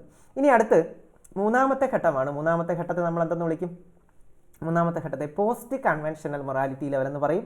പോസ്റ്റ് കൺവെൻഷണൽ മൊറാലിറ്റി എന്ന് പറയുമ്പോൾ അവിടുത്തെ പ്രത്യേകത എന്താണ്, പോസ്റ്റ് കൺവെൻഷണൽ മൊറാലിറ്റി അവിടെ സെൽഫ് മൊറാലിറ്റി, കുട്ടികൾ സെൽഫായിട്ട് സ്വന്തമായിട്ട് തന്നെ എന്ത് ചെയ്യും, മോറൽ സ്റ്റാൻഡേർഡ്സ് നിർമ്മിച്ചെടുക്കുകയാണ് അവിടെ ചെയ്യുന്നത്. അപ്പോൾ pre conventional morality level, conventional morality level, post conventional morality level, ഇങ്ങനെ 3 ലെവൽസിലായിട്ട് അദ്ദേഹം കോൾബർഗ് അദ്ദേഹത്തിൻ്റെ തിയറി പറയുന്നുണ്ട്. അതുപോലെ തന്നെ ഇദ്ദേഹത്തിൻ്റെ തിയറിയുടെ ഏറ്റവും പ്രധാനപ്പെട്ട ഒരു ക്രിറ്റിസിസം, ആ ക്രിറ്റിസിസത്തെക്കുറിച്ച് പറഞ്ഞ വ്യക്തി കാരോൾ ഗിലിഗൺ എന്ന് പറയുന്ന ഒരു വ്യക്തിയാണ്. അദ്ദേഹം അവരൊരു ഫെമിനിസ്റ്റ് റൈറ്ററാണ്. അതുപോലെ തന്നെ ഫെമിനിസ്റ്റ് സ്റ്റാൻഡ് പോയിന്റിൽ നിന്നുകൊണ്ടാണ് അവർ കാര്യങ്ങളൊക്കെ പഠിക്കുന്നത്. അപ്പോൾ മോറൽ ഡെവലപ്മെൻറ്റ് തിയറി, ലോറൻസ് കോൾബർഗിൻ്റെ മോറൽ ഡെവലപ്മെൻറ്റ് തിയറിയുടെ ഏറ്റവും പ്രധാനപ്പെട്ട ഒരു പ്രശ്നം അല്ലെങ്കിൽ അതിനെ ക്രിട്ടിസൈസ് ചെയ്തത് കാരോൾ ഗിലിഗൺ ആണ്. അതിനുശേഷം അവർ തന്നെ എന്താണ്, ഒരു പുതിയ രീതിയിലുള്ള ഒരു പുതിയ തിയറി മോറൽ ഡെവലപ്മെൻറ്റിനകത്ത് കൊണ്ടുവരുന്നുണ്ട്. മോറൽ ഡെവലപ്മെൻറ്റിനകത്ത് കാരോൾ ഗിലിഗൻ്റെ ഒരു തിയറി ഉണ്ട്. അതുപോലെ തന്നെ ലോറൻസ് കോൾബർഗ്, കാരോൾ ഗിലിഗൺ, ജീൻ പിയാഷെ, ഈ 3 വ്യക്തികളും മോറൽ ഡെവലപ്മെൻറ്റ് തിയറീസ് കൊണ്ടുവന്നിട്ടുണ്ടെന്ന് കൂട്ടുകാർ ഓർത്തിരിക്കണം. കാരോൾ ഗിലിഗൺ, അതുപോലെ തന്നെ ജീൻ പിയാഷെ, ലോറൻസ് കോൾബർഗ്, 3 പേരും മോറൽ ഡെവലപ്മെൻറ്റുമായിട്ട് ബന്ധപ്പെട്ടിരിക്കുന്നുവെന്ന് ഓർത്തിരിക്കുക. Okay, the third stage of creativity. അടുത്ത ഏറ്റവും ഇൻട്രസ്റ്റിംഗ് ആയിട്ടുള്ള എപ്പോഴും ചോദ്യം ചോദിക്കുന്ന ഒരു മേഖലയാണ് ക്രിയേറ്റിവിറ്റി എന്ന് പറയുന്ന മേഖല. ഓക്കെ, ക്രിയേറ്റിവിറ്റിയിൽ 4 ഘട്ടങ്ങളാണുള്ളത്. Preparation, incubation, illumination and verification. അപ്പോൾ ഇതിൽ 3ാമത്തെ ഘട്ടം ഏതാണെന്നാണ് ചോദിച്ചിരിക്കുന്നത്. 3ാമത്തതും ഏറ്റവും പ്രധാനപ്പെട്ടതുമായ ഘട്ടം ഏതാണ്, അത് ഇല്യൂമിനേഷൻ എന്ന് പറയുന്ന സ്റ്റേജാണ്. ഇനി ഫാദർ ഓഫ് ക്രിയേറ്റിവിറ്റി എന്നറിയപ്പെടുന്നത് ആരെയാണ് എന്ന് ചോദിച്ചാൽ, ഫാദർ ഓഫ് ക്രിയേറ്റിവിറ്റി എന്നറിയപ്പെടുന്ന ആരെയാണ്, E.P. ടോറൻസിനെയാണ്. Okay, E.P. ടോറൻസിനെയാണ് ഫാദർ ഓഫ് ക്രിയേറ്റിവിറ്റി എന്നറിയപ്പെടുന്നത്. അതുപോലെ തന്നെ ഡൈവർജൻ്റ് തിങ്കിങ് അല്ലെങ്കിൽ വിവ്രജന ചിന്തനം അല്ലെങ്കിൽ ഡൈവർജൻ്റ് തിങ്കിങ് എന്തുമായി ബന്ധപ്പെട്ടിരിക്കുന്നു, നമ്മുടെ ക്രിയേറ്റിവിറ്റിയുമായിട്ട് ബന്ധപ്പെട്ടിരിക്കുന്നു. വിവ്രജന ചിന്തനം ക്രിയേറ്റിവിറ്റിയുമായിട്ട് ബന്ധപ്പെട്ടതാണ്. അങ്ങനെ അഭിപ്രായപ്പെട്ടത് divergent thinking is an essential element of creativity. Divergent thinking ആണ് ക്രിയേറ്റിവിറ്റിയുടെ എസെൻഷ്യൽ എലമെൻറ്റ് എന്ന് പറഞ്ഞതാരാണെന്ന് പരീക്ഷയ്ക്ക് ചോദിക്കാം. അങ്ങനെ പറഞ്ഞതാരാണ്, ഡൈവർജൻ്റ് തിങ്കിങ് ഇൻസ്ട്രുമെൻ്റ് എന്ന ക്രിയേറ്റിവിറ്റി ടെസ്റ്റ് കൊണ്ടുവന്ന ഗിൽഫോർഡ്. ഓക്കെ, ഹ്യൂറിസ്റ്റിക്സ് എന്ന് പറയുന്നത് ഇത് മെത്തേഡ്സ് എന്ന മേഖലയിൽ നിന്ന് വന്ന ഒരു ചോദ്യമാണ്. ഹ്യൂറിസ്റ്റിക്സ് എന്ന വാക്കിൻ്റെ അർത്ഥം ഡിസ്കവറി എന്നാണ്. അപ്പോൾ കുട്ടികൾ ഡിസ്കവറിയിൽ ഏർപ്പെടുന്നു. എങ്ങനെയാണ് ഡിസ്കവറിയിൽ ഏർപ്പെടുന്നത്, പ്രോബ്ലം സോൾവിങ്ങിലൂടെയാണ്. അപ്പോൾ ഏതൊക്കെ മെത്തേഡ്സ് ആരൊക്കെ കൊണ്ടുവന്നു, അവിടെ കുട്ടി എന്താണ് ചെയ്യുന്നത് എന്ന് നമുക്ക് പഠിക്കാനുണ്ട്. അപ്പോൾ അത് പഠിച്ചു കഴിഞ്ഞാൽ ഈ ഭാഗത്ത് 1 മാർക്ക് നിങ്ങൾക്ക് നഷ്ടമാകില്ല. അപ്പോൾ കുറേ മെത്തേഡ്സ് ഉണ്ട്. പ്രോജക്റ്റ് മെത്തേഡ് ഉണ്ട്, അതുപോലെ തന്നെ പ്രോബ്ലം സോൾവിങ് മെത്തേഡ് ഉണ്ട്. അപ്പോൾ അത്തരത്തിലുള്ള മെത്തേഡ്സ്, ലബോറട്ടറി മെത്തേഡ് എന്നറിയപ്പെടുന്ന മെത്തേഡ് ഉണ്ട്, ഡാൾട്ടൺ പ്ലാൻ അല്ലെങ്കിൽ ലബോറട്ടറി മെത്തേഡ്, ഇത്തരത്തിൽ ഓരോ മെത്തേഡ്സും കൊണ്ടുവന്നത് ആരാണ് എന്ന് നമ്മൾ കൃത്യമായിട്ട് പഠിച്ചിരിക്കണം. ഓക്കെ, അപ്പോൾ ഹ്യൂറിസ്റ്റിക്സ് മെത്തേഡ് അതിനകത്ത് പ്രോബ്ലം സോൾവിങ് ടെക്നിക്കാണ് അല്ലെങ്കിൽ ആക്റ്റീവ് ഡിസ്കവറിയാണ് അവിടെ നടക്കുന്നതെന്ന് നമ്മൾ മനസ്സിലാക്കി. ഇനി ഹ്യൂറിസ്റ്റിക് മെത്തേഡ് കൊണ്ടുവന്നത് ആരാണെന്ന് പരീക്ഷയ്ക്ക് ചോദിച്ചിട്ടുണ്ട്. പ്രൊഫസർ ആംസ്ട്രോങ് ആണ് ഹ്യൂറിസ്റ്റിക്സ് മെത്തേഡ് കൊണ്ടുവന്നത്. Okay, professor Armstrong introduced heuristics method in education. Okay, അത് ഓർത്തിരിക്കാം. അടുത്ത മറ്റൊരു നല്ല ചോദ്യമാണ് പേഴ്സണാലിറ്റി എന്ന ഭാഗത്തെ ഒരു ചോദ്യമാണ് ഇവിടെ ചോദിക്കുന്നത്. MMPI എന്ത് അസസ് ചെയ്യാൻ വേണ്ടി ഉപയോഗിക്കുന്നതാണ്? എന്താണ് MMPI? Minnesota multiphasic personality inventory. അപ്പോൾ മിന്നസോട്ട മൾട്ടിഫേസിക് പേഴ്സണാലിറ്റി ഇൻവെൻ്ററി എന്നതാണ് ഇതിൻ്റെ പൂർണ്ണരൂപം. അപ്പോൾ മിന്നസോട്ട മൾട്ടിഫേസിക് പേഴ്സണാലിറ്റി ഇൻവെൻ്ററി എന്ത് അസസ് ചെയ്യാൻ വേണ്ടിയിട്ടുള്ളതാണ്? പേഴ്സണാലിറ്റി അസസ് ചെയ്യുന്നതിന് വേണ്ടിയിട്ടുള്ളതാണ്. അത് നമ്മൾ ഓർത്ത് വെച്ചിരിക്കുക. പേഴ്സണാലിറ്റി അസസ് ചെയ്യുന്നതിൽ നോൺ പ്രൊജക്റ്റീവ് ആയിട്ടുള്ള അല്ലെങ്കിൽ ഒബ്ജക്റ്റീവ് ആയിട്ടുള്ള അസസ്മെൻറ്റ് ടൂൾസാണ് ഈ ഇൻവെൻ്ററീസ് എന്ന് പറയുന്നത്. ഒബ്ജക്റ്റീവ് ആയിട്ടുള്ള അസസ്മെൻറ്റ് ടൂൾസാണ്. നോൺ പ്രൊജക്റ്റീവ് ആയിട്ടുള്ള ഒരു ടൈപ്പാണ് എന്തെന്ന് പറയുന്നത് ഈ പറയുന്ന ഇൻവെൻ്ററീസ്. അപ്പോൾ ഇൻവെൻ്ററീസ് വ്യക്തി കേന്ദ്രീകൃതമായിട്ടുള്ള കുറച്ച് ചോദ്യങ്ങളാണ് അവിടെ നൽകുന്നത്. അത്തരത്തിൽ 550 ചോദ്യങ്ങളാണ് MMPIക്കകത്ത് കുട്ടികൾക്ക് നൽകുന്നത്, അല്ലെങ്കിൽ ഈ പറയുന്ന ടെസ്റ്റ് ചെയ്യുന്ന ആൾ നൽകുന്നത്. ഓക്കെ, 550 ചോദ്യങ്ങൾ അതിനകത്തുണ്ടായിരിക്കും. അപ്പോൾ ഏറ്റവും വലുതും ഏറ്റവും കൂടുതൽ ഉപയോഗിക്കുന്നതുമായിട്ടുള്ള ഇൻവെൻ്ററി ഏതാണ്? അത് പേഴ്സണാലിറ്റി ഇൻവെൻ്ററീസിൽ MMPI ആണെന്ന് ഓർത്ത് വെച്ചിരിക്കുക. ഓക്കെ, MMPI ആണ് ഏറ്റവും കൂടുതലായിട്ട് ഉപയോഗിക്കുന്നത്. Which answer best describes creative thinking? ക്രിയേറ്റിവിറ്റിയുമായിട്ട് ഏറ്റവും കൂടുതൽ അടുത്ത് നിൽക്കുന്നത് ഏതാണ്? Which answer best describes creative thinking? ക്രിയേറ്റിവിറ്റിയുമായിട്ട് ഏറ്റവും അടുത്ത് നിൽക്കുന്നത് ഏതാണ്? Product of convergent thinking, product of divergent thinking, product of reasoning, product of metacognitive thought. ഏതുമായിട്ട് നമുക്ക് ബന്ധപ്പെടുത്താം? നമ്മൾ ഇതേപോലത്തെ ഒരു ചോദ്യം കണ്ടതാണ്, product of divergent thinking. Divergent തിങ്കിങ്ങുമായിട്ടാണ് ക്രിയേറ്റിവിറ്റി ബന്ധപ്പെട്ടിരിക്കുന്നത്. Okay, the name William Stern. William Stern എന്ന് പറയുന്ന കക്ഷി എന്തുമായി ബന്ധപ്പെട്ടിരിക്കുന്നു, അല്ലെങ്കിൽ അദ്ദേഹം എന്താണ് ഇൻട്രൊഡ്യൂസ് ചെയ്തത്? അപ്പോൾ വില്യം സ്റ്റേണും സ്റ്റേൺബെർഗ് എന്ന് പറഞ്ഞിട്ടൊരു വ്യക്തിയുണ്ട്, അത് തമ്മിൽ നിങ്ങൾക്ക് മാറിപ്പോകരുത്. അപ്പോൾ വില്യം സ്റ്റേൺ എന്ന് പറയുമ്പോൾ നിങ്ങൾക്കറിയാം IQ അല്ലെങ്കിൽ ഇൻ്റലിജൻറ്റ് കോഷ്യൻ്റ് കൊണ്ടുവന്നത് വില്യം സ്റ്റേൺ ആണ്. അപ്പോൾ IQവിൻ്റെ ഡെഫിനിഷൻ എങ്ങനെയാണ്? MA/CA × 100. മെൻ്റൽ ഏജിനെ ക്രൊണോളജിക്കൽ ഏജ് കൊണ്ട് ഹരിച്ചതിന് ശേഷം അതിനോട് 100 കൊണ്ട് അതിനെ ഇൻറ്റു ചെയ്ത് കഴിഞ്ഞാൽ നമുക്ക് എന്ത് കിട്ടും? ഒരു വ്യക്തിയുടെ IQ കണ്ടുപിടിക്കാൻ പറ്റും. അപ്പോൾ IQ കാണാൻ ചോദിക്കാറുണ്ട്. അപ്പോൾ അല്ലെങ്കിൽ IQവിൻ്റെ ഈ പറയുന്ന ഡെഫിനിഷൻ, IQവിൻ്റെ ഫോർമുല എങ്ങനെയാണ്? MA/CA × 100, അല്ലെങ്കിൽ അത് കൊണ്ടുവന്നത് ആരാണെന്ന് ചോദിക്കും. അതുപോലെ തന്നെ ഇൻ്റലിജൻസ് ടെസ്റ്റിങ്ങുമായിട്ട് ബന്ധപ്പെട്ട് ആദ്യത്തെ ഇൻ്റലിജൻസ് ടെസ്റ്റിംഗ് നടത്തിയത് ആൽഫ്രഡ് ബിനെ ആണെന്ന് ഓർത്ത് വെച്ചിരിക്കണം. Father of intelligence testing Alfred Binet ആണ്. അതുപോലെ തന്നെ നമ്മൾ അവിടെ ഓർത്തിരിക്കേണ്ട മറ്റൊരു കാര്യമുണ്ട്, മെൻ്റൽ ഏജ് എന്ന് പറയുന്ന കൺസെപ്റ്റ്. മെൻ്റൽ ഏജ്, മാനസിക പ്രായം എന്ന കൺസെപ്റ്റ് കൊണ്ടുവന്നതും ആൽഫ്രഡ് ബിനെ ആണ്. അപ്പോൾ വില്യം സ്റ്റേൺ എന്തുമായി ബന്ധപ്പെട്ടിരിക്കുന്നു? ഇൻ്റലിജൻറ്റ് കോഷ്യൻ്റ് അല്ലെങ്കിൽ IQ എന്ന കൺസെപ്റ്റുമായിട്ട് ബന്ധപ്പെട്ടിരിക്കുന്നു. Select the fourth stage in Gagne's hierarchy of learning. Gagne's hierarchy of learning നിങ്ങൾക്കറിയാം, ലേണിംഗ് ഹയറാർക്കി. ലേണിങ്ങിനെ റോബർട്ട് മിൽസ് ഗാഗ്നെ അദ്ദേഹം എത്രയായിട്ട്? 3 തിരിച്ചിട്ടുണ്ട്. ലേണിങ്ങിനെ അദ്ദേഹം എന്താണ്, ഗാഗ്നേസ് ഹയറാർക്കി ഓഫ് ലേണിങ്ങിൽ അദ്ദേഹം ലേണിങ്ങിനെ സിമ്പിൾ ടു കോംപ്ലക്സ് എന്ന രീതിയിൽ കോംപ്ലക്സിറ്റിയുടെ അടിസ്ഥാനത്തിൽ തിരിച്ചിട്ടുണ്ട്. അപ്പോൾ ഏറ്റവും ബേസിക് ലെവലിൽ 8 കാര്യങ്ങളാണ് അദ്ദേഹത്തിൻ്റെ തിയറിക്കകത്ത് വരുന്നത്. അപ്പോൾ 8 തരത്തിലുള്ള ലേണിങ്ങിനെയാണ് അദ്ദേഹം ബേസ് ടു ഹയർ എന്ന രീതിയിൽ, അല്ലെങ്കിൽ ബേസ് ലെവലിൽ സിമ്പിളും ഹയർ ലെവലിൽ കോംപ്ലക്സുമായിട്ടുള്ള ലേണിംഗ് ആണ് അദ്ദേഹം ചേർത്തിട്ടുള്ളത്. അതിൽ 4ാമത് വരുന്നത് വെർബൽ അസോസിയേഷൻ എന്ന് പറയുന്ന ലേണിംഗ് ആണ്. Verbal association. അപ്പോൾ ലേണിംഗ് ഹയറാർക്കിയിൽ 8 എലമെൻറ്റ്സ് ആണുള്ളത്. 8 തരത്തിലുള്ള ലേണിംഗ് അദ്ദേഹം ചേർത്തിട്ടുണ്ട്. അത് ഏത് രീതിയിലാണെന്ന് നമ്മൾ പഠിച്ചു. എങ്ങനെയാണ്? ഏറ്റവും ബേസ് ലെവലിൽ സിമ്പിൾ, അതിന് മുകളിലോട്ട് പോകും തോറും കോംപ്ലക്സിറ്റി കൂടി വരുന്ന രീതിയിലാണ് അദ്ദേഹം അറേഞ്ച് ചെയ്തിട്ടുള്ളത് എന്ന് ഓർത്ത് വെച്ചിരിക്കണം. അതുപോലെ തന്നെ ഇതിൻ്റെ ഏറ്റവും ബേസ് ലെവലിൽ വരുന്ന ലേണിംഗ് ഏതാണെന്ന് പരീക്ഷയ്ക്ക് ചോദിക്കും. സിഗ്നൽ ലേണിംഗ് ആണ്. ഏറ്റവും സിമ്പിൾ ആയിട്ടുള്ള ലേണിംഗ് സിഗ്നൽ ലേണിംഗ് ആണെന്നാണ് ഗാഗ്നെ പറയുന്നത്.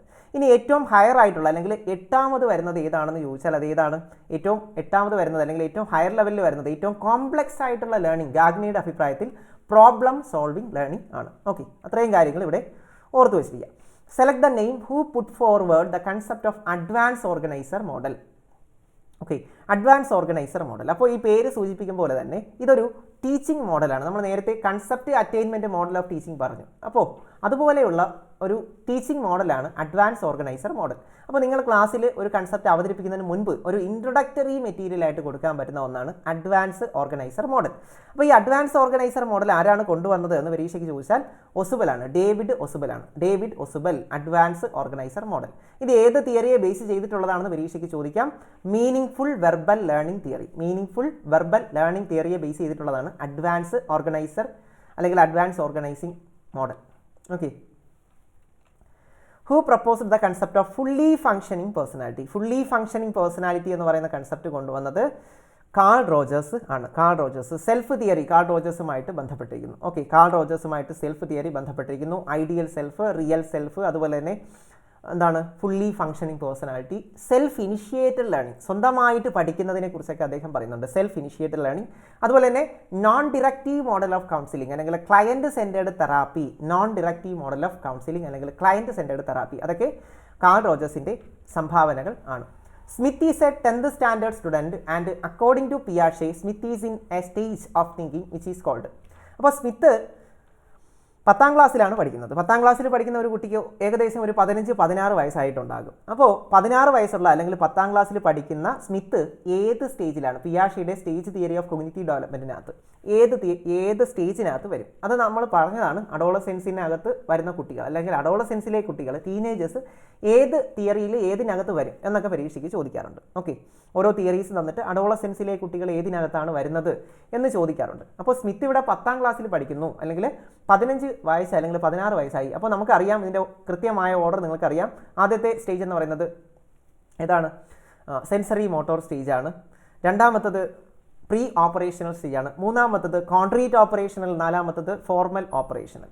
ഓക്കെ, അപ്പോൾ ഇവിടെ വയസ്സ് നിങ്ങൾക്ക് അറിയാവുന്നതാണ്. സെൻസറി മോട്ടോർ ആണെങ്കിൽ 2 വയസ്സ് വരെയുള്ള കുട്ടികളാണ്. പ്രീ ഓപ്പറേഷണൽ ആണെങ്കിൽ 2 മുതൽ 7 വരെയാണെന്ന് നിങ്ങൾക്കറിയാം. ഇനി കോൺട്രീറ്റ് ഓപ്പറേഷനിലാണെങ്കിൽ 7 മുതൽ 11 വരെയാണ്. അതുപോലെ ഫോർമൽ ആണെങ്കിൽ 11ന് ശേഷമാണ്. അപ്പോൾ ഇവിടെ 16 വയസ്സാണ് അല്ലെങ്കിൽ 15 വയസ്സാണ്, 11ന് ശേഷമാണ്. അപ്പോൾ നമുക്ക് ഉത്തരം കിട്ടും ഫോർമൽ ഓപ്പറേഷണൽ സ്റ്റേജ്. അപ്പോൾ stage theory of cognitive development, അല്ലെങ്കിൽ ഇൻ്റലക്ച്വൽ ഡെവലപ്മെൻറ്റ് തിയറി, അല്ലെങ്കിൽ ജനറ്റിക് എപ്പിസ്റ്റമോളജി തിയറി എന്നൊക്കെ പറയുന്നത് പിയാഷെയുടെ തിയറിയാണെന്ന് ഓർത്തിരിക്കണം. Language and thought of the child എന്ന പുസ്തകം എഴുതിയത് ജീൻ പിയാഷെയാണെന്ന് ഓർത്തിരിക്കുക. അതുപോലെ തന്നെ ചൈൽഡ് സൈക്കോളജി, കൊഗ്നിറ്റീവ് കൺസ്ട്രക്റ്റീവിസം, ഇതിൻ്റെയൊക്കെ ഫാദറാണ് ജീൻ പിയാഷെ എന്ന കാര്യം കൂടെ മറക്കാതിരിക്കുക. ഓക്കെ, അടുത്തൊരു ചോദ്യം NCERT. അപ്പോൾ ഇത് നമ്മൾ പഠിക്കേണ്ടതാണ്. വിദ്യാഭ്യാസവുമായിട്ട് ബന്ധപ്പെട്ട കുറച്ച് കമ്മീഷൻസ് ഉണ്ട്, കുറേ കൺസെപ്റ്റുകൾ ഫിലോസഫിയിൽ വരുന്നുണ്ട്. അതിനകത്ത് തന്നെ പ്രധാനപ്പെട്ട നിയമങ്ങൾ, അതുപോലെ തന്നെ അപ്പെക്സ് ബോഡീസ്, പ്രധാനപ്പെട്ട അപ്പെക്സ് ബോഡീസ് ഒക്കെ പഠിക്കണം. അപ്പോൾ NCERT വന്നത് ഏത് വർഷമാണ്? 1961 NCERT വരുന്നത്. 1961 ഹെഡ് ക്വാർട്ടേഴ്സ് ന്യൂഡൽഹിയിലാണ്. ഓക്കെ, 1961 ഹെഡ് ക്വാർട്ടേഴ്സ് ന്യൂഡൽഹിയിൽ ആണ്. The major common problem during adolescence, വീണ്ടും അഡോളസെൻസിനെ കുറിച്ച് തന്നെയാണ്. അപ്പോൾ അഡോളസെൻസ് വളരെ പ്രധാനപ്പെട്ട മേഖലയാണെന്ന് നമ്മൾ മനസ്സിലാക്കണം. അപ്പോൾ എന്താണ് ഇവിടെ പ്രശ്നം? അവൻ്റെ പ്രശ്നം ഐഡൻറ്റിറ്റി ക്രൈസിസ് ആണ്. അവൻ എന്ത് ചെയ്യണമെന്നറിയില്ല. ഐഡൻറ്റിറ്റി വേഴ്സസ് റോൾ കൺഫ്യൂഷൻ എന്ന് പറയുന്ന ഒരു സ്റ്റേജിലൂടെയാണ് എന്ത് ചെയ്യുന്നത്? ഈ പറയുന്ന അഡോളസെൻസ് കുട്ടികൾ എറിക്സന്റെ തിയറിയിൽ കടന്നു പോകുന്നത്. ഐഡൻറ്റിറ്റി വേഴ്സസ് റോൾ കൺഫ്യൂഷൻ, ഞാൻ എന്താണ് ചെയ്യേണ്ടത് എന്ന് അറിയാത്ത ഒരു ഘട്ടം, ഐഡൻറ്റിറ്റി വേഴ്സസ് റോൾ കൺഫ്യൂഷൻ. അപ്പോൾ അത് അഡോളസെൻസിലെ ഏറ്റവും പ്രധാനപ്പെട്ട ഒരു പ്രശ്നമാണ്. Common problem during adolescence is identity versus role confusion. ഓർത്തിരിക്കുക. Learning in one situation influencing learning in another situation is called. നിങ്ങളുടെ ഒരു മേഖലയിൽ നിങ്ങൾ പഠിച്ച കാര്യം നിങ്ങൾക്ക് മറ്റൊരു മേഖലയിൽ ഉപയോഗിക്കാൻ കഴിയുന്നു. അതിനെ നമുക്ക് എന്തെന്ന് പറയാം? അതിനെ ട്രാൻസ്ഫർ ഓഫ് ട്രെയിനിങ് അല്ലെങ്കിൽ ട്രാൻസ്ഫർ ഓഫ് ലേണിംഗ് എന്ന് പറയും. അപ്പോൾ ഒരു മേഖലയിൽ പഠിച്ച കാര്യം മറ്റൊരു മേഖലയിൽ ഉപയോഗിക്കാൻ പറ്റുന്നതിനെ ട്രാൻസ്ഫർ ഓഫ് ലേണിംഗ് എന്ന് പറയും. ഉദാഹരണത്തിന് നിങ്ങൾക്ക് കീബോർഡ് നല്ല രീതിയിൽ വായിക്കാൻ പറ്റുമെങ്കിൽ നിങ്ങൾക്ക് എന്ത് ചെയ്യാൻ പറ്റും? പിയാനോ വായിക്കാൻ പറ്റും. നിങ്ങൾക്ക് നല്ല രീതിയിൽ സൈക്കിൾ ബാലൻസ് ഉണ്ടെങ്കിൽ നിങ്ങൾക്ക് സ്കൂട്ടിയും ബൈക്കും ഒക്കെ ഓടിക്കാൻ എളുപ്പമായിരിക്കും. അപ്പോൾ ഇതിനെയാണ് ട്രാൻസ്ഫർ ഓഫ് ലേണിംഗ് എന്ന് പറയുന്നത്. ഓക്കെ, ട്രാൻസ്ഫർ ഓഫ് ലേണിങ്ങിനെ കുറിച്ച് ആദ്യമായിട്ട് പറഞ്ഞത് നമ്മുടെ R.S. വുഡ്വർത്തും തോണ്ടേക്കും ഒക്കെയാണ്. R.S. വുഡ്വർത്തും തോണ്ടേക്കുമാണ്. തോണ്ടേക്കിൻ്റെ ഒരു പഠന നിയമമുണ്ട്, law of associative shifting. Law of associative shifting transfer of ട്രെയിനിങ്ങുമായിട്ട് ബന്ധപ്പെട്ടതാണെന്ന് ഓർത്ത് വെച്ചിരിക്കുക. The child understands the object continue to exist even when they cannot be perceived is called. അപ്പോൾ വീണ്ടും പിയാഷെയുടെ ഒരു ചോദ്യമാണ്, എപ്പോഴും ചോദിക്കുന്ന ഒരു ചോദ്യമാണ്. അപ്പോൾ ഇവിടെ എന്താണ് പറയുന്നത്? ഒരു കുട്ടി കൺമുന്നിൽ ഇല്ലാത്ത അല്ലെങ്കിൽ ഞാൻ കേൾക്കാത്ത കാണാത്ത വസ്തുവിന് അസ്തിത്വമുണ്ട്, അത് നിലനിൽക്കുന്നു എന്ന് കുട്ടി മനസ്സിലാക്കുന്നു. അതിനെ എന്തെന്ന് പറയും? അതിനെ ഒബ്ജക്റ്റ് പെർമനൻസ് എന്ന് പറയും, അല്ലെങ്കിൽ വസ്തുസ്ഥിരത അല്ലെങ്കിൽ വസ്തുസ്ഥൈര്യം. വസ്തുസ്ഥൈര്യം എന്ന ക്വാളിറ്റി കുട്ടി നേടുന്നത് ഏത് ഘട്ടത്തിലാണ്? സെൻസറി മോട്ടോർ സ്റ്റേജിലാണ്. ഓക്കെ, സെൻസറി മോട്ടോർ സ്റ്റേജിൽ 8-9 മാസമാകുമ്പോൾ കുട്ടിക്ക് കിട്ടുന്ന ഒരു ശേഷിയാണ് ഒബ്ജക്റ്റ് പെർമനൻസ്. കൺമുന്നിൽ ഇല്ലാത്ത, അമ്മ എൻ്റെ കൺമുന്നിൽ ഇല്ല, പക്ഷേ എന്താണ്, അമ്മ എങ്ങും പോയിട്ടില്ല, ഈ ഭൂമിയിൽ എവിടെയോ ഉണ്ട് എന്ന് മനസ്സിലാക്കുന്നു. കൺമുന്നിൽ ഇല്ലാത്ത, ഞാൻ കേൾക്കാത്ത കാണാത്ത കാര്യങ്ങളും എനിക്ക് നേരിട്ട് ഇപ്പോൾ കാണാൻ പറ്റാത്ത കാര്യങ്ങൾ, ഇപ്പോൾ കേൾക്കാൻ പറ്റാത്ത കാര്യങ്ങളും എന്തുണ്ട്? നിലനിൽക്കുന്നു എന്ന് കുട്ടി മനസ്സിലാക്കുന്നു. Objects continue to exist even when they cannot be perceived is called object permanence. Which of the following is a developmental disorder? അപ്പോൾ ഡെവലപ്മെൻറ്റൽ ഡിസോർഡേഴ്സ് പരീക്ഷയ്ക്ക് ചോദിക്കാറുണ്ട്. അപ്പോൾ ഈ ഡെവലപ്മെൻറ്റൽ ഡിസോർഡേഴ്സും ലേണിംഗ് ഡിസബിലിറ്റിയും രണ്ടാണെന്ന് കൂട്ടുകാർ മനസ്സിലാക്കി വെച്ചിരിക്കണം. ഓക്കെ, ഇതിലേതാണ് ഡെവലപ്മെൻറ്റൽ ഡിസോർഡർ? വികസനത്തിനുണ്ടാകുന്ന പ്രശ്നം. അപ്പോൾ അതിൻ്റെ ഉത്തരം ഓട്ടിസമാണ്. ഓട്ടിസം ഒരു വികസനത്തിനുണ്ടാകുന്ന പ്രശ്നമാണ്. ഓട്ടിസത്തിൽ കുട്ടികൾക്ക് ഏത് വികസനമാണ്? ഇമോഷണൽ ഡെവലപ്മെൻറ്റിനാണ് കുട്ടികൾക്ക് പ്രശ്നം ഉണ്ടാകുന്നത്. ഇമോഷണൽ ഡെവലപ്മെൻറ്റിനുണ്ടാകുന്ന പ്രശ്നമാണ് ഓട്ടിസം എന്ന് പറയുന്നത്. ഓക്കെ, അഡ്ജസ്റ്റ്മെൻറ്റ് മെക്കാനിസത്തെക്കുറിച്ച് എപ്പോഴും ചോദ്യങ്ങൾ ചോദിക്കാറുണ്ട്. പേഴ്സണാലിറ്റി എന്ന മേഖലയിലെ ഒരു മേഖലയാണ് ഈ പറയുന്ന അഡ്ജസ്റ്റ്മെൻറ്റ് മെക്കാനിസം അല്ലെങ്കിൽ defence mechanism. Adjustment mechanism in which individual tries to defend himself by blaming others. അപ്പോൾ എൻ്റെ തെറ്റുകൾക്ക് മറ്റുള്ളവരെ ഞാൻ കുറ്റം പറയുന്നു. അതിനെ എന്തെന്ന് പറയും? എൻ്റെ തെറ്റുകൾക്ക് മറ്റുള്ളവരെ ഞാൻ കുറ്റം പറഞ്ഞു. Blaming others. ബ്ലെയിമിങ് അതേഴ്സ് എന്ന് കണ്ടാൽ നമുക്കറിയാം അത് പ്രൊജക്ഷനാണ്, പ്രൊജക്ഷൻ. അപ്പോൾ ഡിഫൻസ് മെക്കാനിസം അൺകോൺഷ്യസ് ആയിട്ടൊരു വ്യക്തി ചെയ്യുന്നതാണ്. അവൻ്റെ കോൺഫ്ലിക്റ്റിംഗ് സിറ്റുവേഷൻ, ഫ്രസ്ട്രേഷൻ, മാൽ അഡ്ജസ്റ്റ്മെൻറ്റ്, അവൻ്റെ ഡിസിക്ലിബ്രിയം, ഇതൊക്കെ മാറ്റി അവൻ എപ്പോഴും ഇക്ലിബ്രിയത്തിൽ എത്താൻ വേണ്ടിയിട്ടാണ് പ്രതിരോധ തന്ത്രങ്ങൾ ഒരു വ്യക്തി ഉപയോഗിക്കുന്നത്. അപ്പോൾ ഇതെല്ലാം പ്രതിരോധ തന്ത്രങ്ങളാണ്. റിഗ്രഷൻ ഉണ്ട്, റിപ്രഷൻ ഉണ്ട്, സപ്രഷൻ ഉണ്ട്, കോമ്പൻസേഷൻ, പ്രൊജക്ഷൻ. അപ്പോൾ അതിൽ നിന്ന് ഒരു ചോദ്യം ചോദിക്കാവുന്നതാണ്. പേഴ്സണാലിറ്റി എന്ന മേഖലയിൽ നിന്ന് ഒരു ചോദ്യം വരാവുന്നതാണ്. Learning theory that focuses on reinforcement. അടുത്ത നമ്മുടെ ഏറ്റവും പ്രധാനപ്പെട്ട മറ്റൊരു മേഖലയാണ് learning theories. Okay, learning theories ഉണ്ട്. അതിനകത്ത് തന്നെ constructivist theory, cognitive constructivism, Jean പിയാഷെയുടെ കൊഗ്നിറ്റീവ് കൺസ്ട്രക്റ്റീവിസം, ബ്രൂണറിൻ്റെ കൊഗ്നിറ്റീവ് കൺസ്ട്രക്റ്റീവിസം, അതുപോലെ തന്നെ സോഷ്യൽ കൺസ്ട്രക്റ്റീവിസ്റ്റ് തിയറി, വൈഗോസ്കിയുടെ സോഷ്യൽ കൺസ്ട്രക്റ്റീവിസ്റ്റ് തിയറി. ഓക്കെ, അത്തരത്തിലുള്ള ധാരാളം തിയറീസ് നമുക്ക് പഠിക്കാനുണ്ട്. ലേണിംഗ് തിയറീസ്, കണ്ടീഷനിങ് തിയറീസ്, ലേണിങ്ങിനകത്ത് conditioning theory, classical conditioning, operant conditioning, അല്ലേ, കണക്ഷനിസം, തോണ്ടേക്കിൻ്റെ കണക്ഷനിസം തിയറി, ഇതെല്ലാം ലേണിംഗ് തിയറീസ് ആണ്. അപ്പോൾ ഇതിൽ ഏത് ലേണിംഗ് തിയറിയിലാണ് റീഇൻഫോഴ്സ്മെൻറ്റിന് പ്രാധാന്യം നൽകുന്നത് എന്നതാണ് ഇവിടുത്തെ ചോദ്യം. റീഇൻഫോഴ്സ്മെൻറ്റിന് പ്രാധാന്യം നൽകുന്ന ലേണിംഗ് തിയറിയാണ് റീഇൻഫോഴ്സ്മെൻറ്റ്, അല്ലെങ്കിൽ റിവാർഡ് കൊടുത്തുകൊണ്ട് നമ്മുടെ സ്റ്റിമുലസിനെ സ്ട്രെങ്തൻ ചെയ്യുന്നത് ഏതിലാണെന്ന് ചോദിച്ചാൽ സ്കിന്നറിൻ്റെ ഒപ്പറൻറ്റ് കണ്ടീഷനിങ് ആണ്. Operant conditioning. Okay, operant ബിഹേവിയറിനെ reinforce ചെയ്യുക എന്നതാണ് ഒപ്പറൻറ്റ് കണ്ടീഷനിങ് എന്ന് പറയുന്നത്. അപ്പോൾ സ്കിന്നർ ബോക്സ് കൊണ്ടുവന്നത് സ്കിന്നറാണ്. ഒപ്പറൻറ്റ് കണ്ടീഷനിങ് കൊണ്ടുവന്നത് സ്കിന്നറാണെന്ന് നിങ്ങൾക്കറിയാം. ടീച്ചിങ് മെഷീൻ സ്കിന്നറുമായിട്ട് ബന്ധപ്പെട്ടിരിക്കുന്നു. അതുപോലെ തന്നെ ലീനിയർ പ്രോഗ്രാമിംഗ് സ്കിന്നറുമായിട്ട് ബന്ധപ്പെട്ടതാണ്. അപ്പോൾ സ്കിന്നർ ധാരാളം കോൺട്രിബ്യൂഷൻസ് നൽകിയിട്ടുണ്ട്. Psychosexual development theory is proposed by. Psychosexual development, ഒരു വ്യക്തിയിൽ എങ്ങനെയാണ് സെക്ഷൽ ഡെവലപ്മെൻറ്റ് നടക്കുന്നത് എന്നതിനെക്കുറിച്ച് തിയറി കൊണ്ടുവന്ന ആരാണ്? അത് സിഗ്മണ്ട് ഫ്രോയിഡ് ആണ്. സൈക്കോസെക്ഷൽ ഡെവലപ്മെൻറ്റ് തിയറി കൊണ്ടുവന്നത് സിഗ്മണ്ട് ഫ്രോയിഡ് ആണ്, ഓർത്തിരിക്കുക. An unconscious process where painful experience, shameful thoughts, etc. are removed from conscious mind by pushing down them into unconscious mind. ഇവിടെ എന്താണ് പറഞ്ഞിരിക്കുന്നത്? നിങ്ങളുടെ പെയിൻഫുൾ ആയിട്ടുള്ള എക്സ്പീരിയൻസസ് അല്ലെങ്കിൽ വേദനാജനകമായ നിങ്ങളുടെ ഓർമ്മകൾ, അനുഭവങ്ങളൊക്കെ നിങ്ങൾ എന്ത് ചെയ്യും? അൺകോൺഷ്യസ് മൈൻഡിലോട്ട് തള്ളിവിടുന്ന പ്രക്രിയ എന്തെന്ന് പറയും. ഇതും ഈ പറയുന്ന ഡിഫൻസ് മെക്കാനിസം എന്ന മേഖലയാണ്. അത് കുറച്ചുകൂടെ നമ്മൾ ഡീറ്റെയിൽഡ് ആയിട്ട് പഠിക്കണം, കൺസെപ്റ്റ് ഓറിയൻറ്റഡ് ആയിട്ട് പഠിക്കണം. ഓക്കെ, അപ്പോൾ നിങ്ങളുടെ വേദനാജനകമായ അനുഭവങ്ങളൊക്കെ നിങ്ങൾ എന്ത് ചെയ്യുന്നു? നിങ്ങളുടെ അബോധതലത്തിലോട്ട്, മനസ്സിൻ്റെ ഏറ്റവും ഡീപ്പസ്റ്റ് ലെവലിലോട്ട് തള്ളിവിടുന്ന പ്രക്രിയ ദമനം അല്ലെങ്കിൽ റിപ്രഷൻ എന്നാണ് പറയുക. Repression. Okay, repression, selective forgetting എന്നൊക്കെ പറയും. പല കാര്യങ്ങളും നമ്മൾ മറക്കാറുണ്ട്. നമ്മുടെ ഏറ്റവും അടുത്ത സുഹൃത്തുക്കളുടെ അല്ലെങ്കിൽ ഏറ്റവും അടുത്ത ബന്ധുക്കളുടെ മരണമൊക്കെ നമ്മൾ എന്ത് ചെയ്യും? നമ്മൾ റിപ്രസ് ചെയ്യും. നമ്മൾ പോലും അറിയാതെ നമ്മുടെ മനസ്സിൻ്റെ അബോധതലത്തിലേക്ക് താഴ്ന്നു പോകുന്നതിനെയാണ് റിപ്രഷൻ എന്ന് പറയുന്നത്. റിപ്രഷൻ, ദമനം. അപ്പോൾ ദമനത്തെക്കുറിച്ച് പറഞ്ഞതാരാണ്, അല്ലെങ്കിൽ ഡിഫൻസ് മെക്കാനിസത്തെക്കുറിച്ച് പറഞ്ഞതാരാണെന്ന് ചോദിച്ചാൽ സിഗ്മണ്ട് ഫ്രോയിഡും അദ്ദേഹത്തിൻ്റെ സൈക്കോ അനലിറ്റിക് അപ്രോച്ചുമാണ്. Psychoanalytic approach to personality, Sigmund Freud. അടുത്ത് നമ്മുടെ ജസ്റ്റാൾട്ട് തിയറി, ജസ്റ്റാൾട്ടിസം അല്ലെങ്കിൽ സമഗ്രതാവാദം. ജർമ്മനിയിൽ ഉടലെടുക്കുന്ന ഒരു പുതിയ സ്കൂൾ ഓഫ് സൈക്കോളജിയാണ് ഈ ജസ്റ്റാൾട്ട് സൈക്കോളജി എന്ന് പറയുന്നത്. ജസ്റ്റാൾട്ടിസത്തിൻ്റെ ഏറ്റവും ഫൗണ്ടിങ് ഫാദർ എന്ന് നമുക്ക് പറയാൻ പറ്റുന്ന മാക്സ് വെർത്തീമറെയാണ്. ജസ്റ്റാൾട്ട് എന്ന ജർമ്മൻ പദത്തിൻ്റെ അർത്ഥം ഓർഗനൈസ്ഡ് ഹോൾ എന്നാണ്. ഓർഗനൈസ്ഡ് ഹോൾ അല്ലെങ്കിൽ കൺഫിഗുറേഷൻ എന്നൊക്കെ അർത്ഥമുണ്ട്, അല്ലേ? സമഗ്ര രൂപം എന്നൊക്കെ അർത്ഥമുണ്ട്. അപ്പോൾ അതിനകത്ത് വരുന്ന ഏറ്റവും പ്രസിദ്ധനായ ഒരു വ്യക്തിയാണ് കർട്ട് ലെവിൻ. ഓക്കെ, കർട്ട് ലെവിൻ്റെ ഫോർമുല ഇതിലേതാണ്? ഫീൽഡ് തിയറി അല്ലെങ്കിൽ ക്ഷേത്ര സിദ്ധാന്തം കൊണ്ടുവന്നത് കർട്ട് ലെവിനാണ്. അദ്ദേഹം അതിനുവേണ്ടി ടോപ്പോളജിക്കൽ അനാലിസിസും മറ്റ് മാത്തമാറ്റിക്കൽ ഡിവൈസസും അതിനകത്ത് ഉപയോഗിക്കുന്നുണ്ട്. അപ്പോൾ ഇതിൽ ഏത് ഫോർമുലയാണ് കർട്ട് ലെവിൻ കൊണ്ടുവന്നത്? ബിഹേവിയറിനെ എക്സ്പ്രസ് ചെയ്യുന്നതിന് വേണ്ടി. എന്താണ്? Behaviour is the function of person and his environment. Behaviour is the function of person and his environment എന്നത് ആരാണ് പറഞ്ഞത്? അത് കർട്ട് ലെവിനാണ് പറഞ്ഞത്. അപ്പോൾ അത് ഓർത്തിരിക്കുക. അപ്പോൾ കർട്ട് ലെവിൻ ഒരു ജസ്റ്റാൾട്ട് സൈക്കോളജിസ്റ്റ് ആണ്. അതുപോലെ തന്നെ ആക്ഷൻ റിസർച്ച് എന്ന പദം ആദ്യമായി ഉപയോഗിച്ചത് ആരാണ്? അത് കർട്ട് ലെവിനാണ്. ആക്ഷൻ റിസർച്ച് എന്ന പദം ആദ്യമായി ഉപയോഗിച്ചത് കർട്ട് ലെവിനാണ്. ലൈഫ് സ്പേസ് എന്ന ആശയം ആരുമായി ബന്ധപ്പെട്ടിരുന്നു? ലൈഫ് സ്പേസ് എന്ന ആശയം കർട്ട് ലെവിനുമായിട്ട് ബന്ധപ്പെട്ടിരുന്നു. അപ്പോൾ field theory, life space, coined the term action research.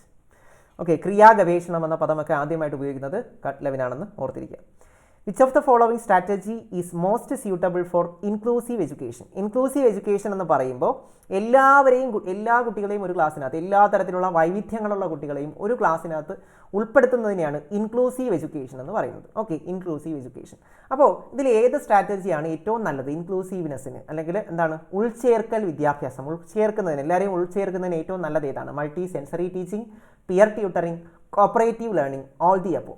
എന്താണ് നിങ്ങൾക്ക് ചെയ്യാൻ പറ്റുന്നത്? ഇതെല്ലാം കൊടുക്കാൻ പറ്റും. മൾട്ടി സെൻസറിങ് കൊടുക്കാം, പിയർ ട്യൂട്ടറിങ് കൊടുക്കാം, കോപ്പറേറ്റീവ് ലേണിംഗ് സ്ട്രാറ്റജീസ് ഒക്കെ കൊടുക്കാൻ പറ്റും. ഓക്കെ. അപ്പോൾ ഈ ഇൻക്ലൂസീവ് എഡ്യൂക്കേഷനുമായിട്ട് ബന്ധപ്പെട്ട് ഇൻക്ലൂസീവ് എഡ്യൂക്കേഷൻ്റെ ഫാദർ ആരാണ് എന്ന് പരീക്ഷയ്ക്ക് റിപ്പീറ്റഡ് ആയിട്ട് ചോദിക്കാറുണ്ട്. ആരാണ് ഫാദർ? ഒവിഡ് ഡെക്രോളിയാണ്. Ovide Decroly is considered as the father of inclusive education. ഉൾച്ചേർക്കൽ വിദ്യാഭ്യാസത്തിൻ്റെ പിതാവ് എന്നറിയപ്പെടുന്നത് ഒവിഡ് ഡെക്രോളിയെ ആണെന്ന് ഓർത്തിരിക്കുക. അതുപോലെ തന്നെ സീറോ റിജക്ഷൻ പോളിസി, ആരെയും നമ്മൾ എന്ത് ചെയ്യുന്നില്ല, ഒഴിവാക്കുന്നില്ല, മാറ്റി നിർത്തുന്നില്ല എന്ന് പറയുന്ന, എല്ലാവരെയും ഉൾച്ചേർക്കുന്ന, എല്ലാവരെയും ഉൾപ്പെടുത്തുന്ന, ഇൻക്ലൂസീവ്നെസ്, എല്ലാവരെയും ഉൾപ്പെടുത്തുന്ന വിദ്യാഭ്യാസമാണ് ഇൻക്ലൂസീവ് എഡ്യൂക്കേഷൻ.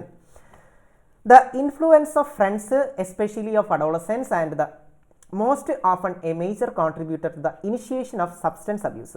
അപ്പോൾ സബ്സ്റ്റൻസ് അബ്യൂസിന് കാരണമാകുന്നത് നമ്മുടെ കൂട്ടുകാരുടെ ഒരു ഇൻഫ്ലുവൻസ് ആണ്. ആ ഇൻഫ്ലുവൻസിൻ്റെ ഫലമായിട്ട് നമ്മൾ പല ഇല്ലീഗലായിട്ടുള്ള ഡ്രഗ്സ് ഒക്കെ നമ്മൾ ഉപയോഗിക്കാറുണ്ട്, മോശപ്പെട്ട പല കാര്യങ്ങളും നമ്മൾ ചെയ്യാറുണ്ട്. അപ്പോൾ ഇത്തരത്തിൽ നമ്മളെ ചെയ്യാൻ പ്രേരിപ്പിക്കുന്ന ഈ പ്രേരണയെ വിളിക്കുന്ന പേരെന്താണെന്നാണ് ചോദിച്ചിരിക്കുന്നത്. പിയർ പ്രഷർ എന്നാണ് നമ്മൾ പറയുന്നത്. Peer pressure. നമ്മുടെ പിയേഴ്സ്, സമപ്രായക്കാർ നമ്മൾ എന്ത് ചെയ്യും, നമ്മളിൽ പ്രഷർ ചെലുത്തും, നമ്മളോട് പല കാര്യങ്ങളും ചെയ്യാൻ വേണ്ടി പറയും. അത്തരത്തിൽ നമ്മൾ കാര്യങ്ങൾ ചെയ്യുന്നതിന് ആ പ്രഷർ, നമ്മുടെ കൂട്ടുകാർ നമ്മുടെ മേൽ ചെലുത്തുന്ന പ്രഷറിനെയാണെന്ന് പറയുന്നത് പിയർ പ്രഷർ എന്ന് പറയുന്നത്. ഓക്കെ. അടുത്തൊരു ചോദ്യം, മോട്ടിവേഷൻ കംസ് ഫ്രം വിത്തിൻ. ഒരു കുട്ടിയുടെ ഉള്ളിൽ തന്നെ ഉണ്ടാകുന്ന മോട്ടിവേഷൻ നമുക്ക് എന്തെന്ന് പറയാം? അതിനെ നമ്മൾ ഇൻട്രിൻസിക് മോട്ടിവേഷൻ എന്നാണ് പറയുന്നത്. ആന്തരിക അഭിപ്രേരണ. അപ്പോൾ ഒരു കുട്ടിയുടെ ഉള്ളിൽ തന്നെ ഉണ്ടാകുന്നത് ആന്തരിക അഭിപ്രേരണയാണ്.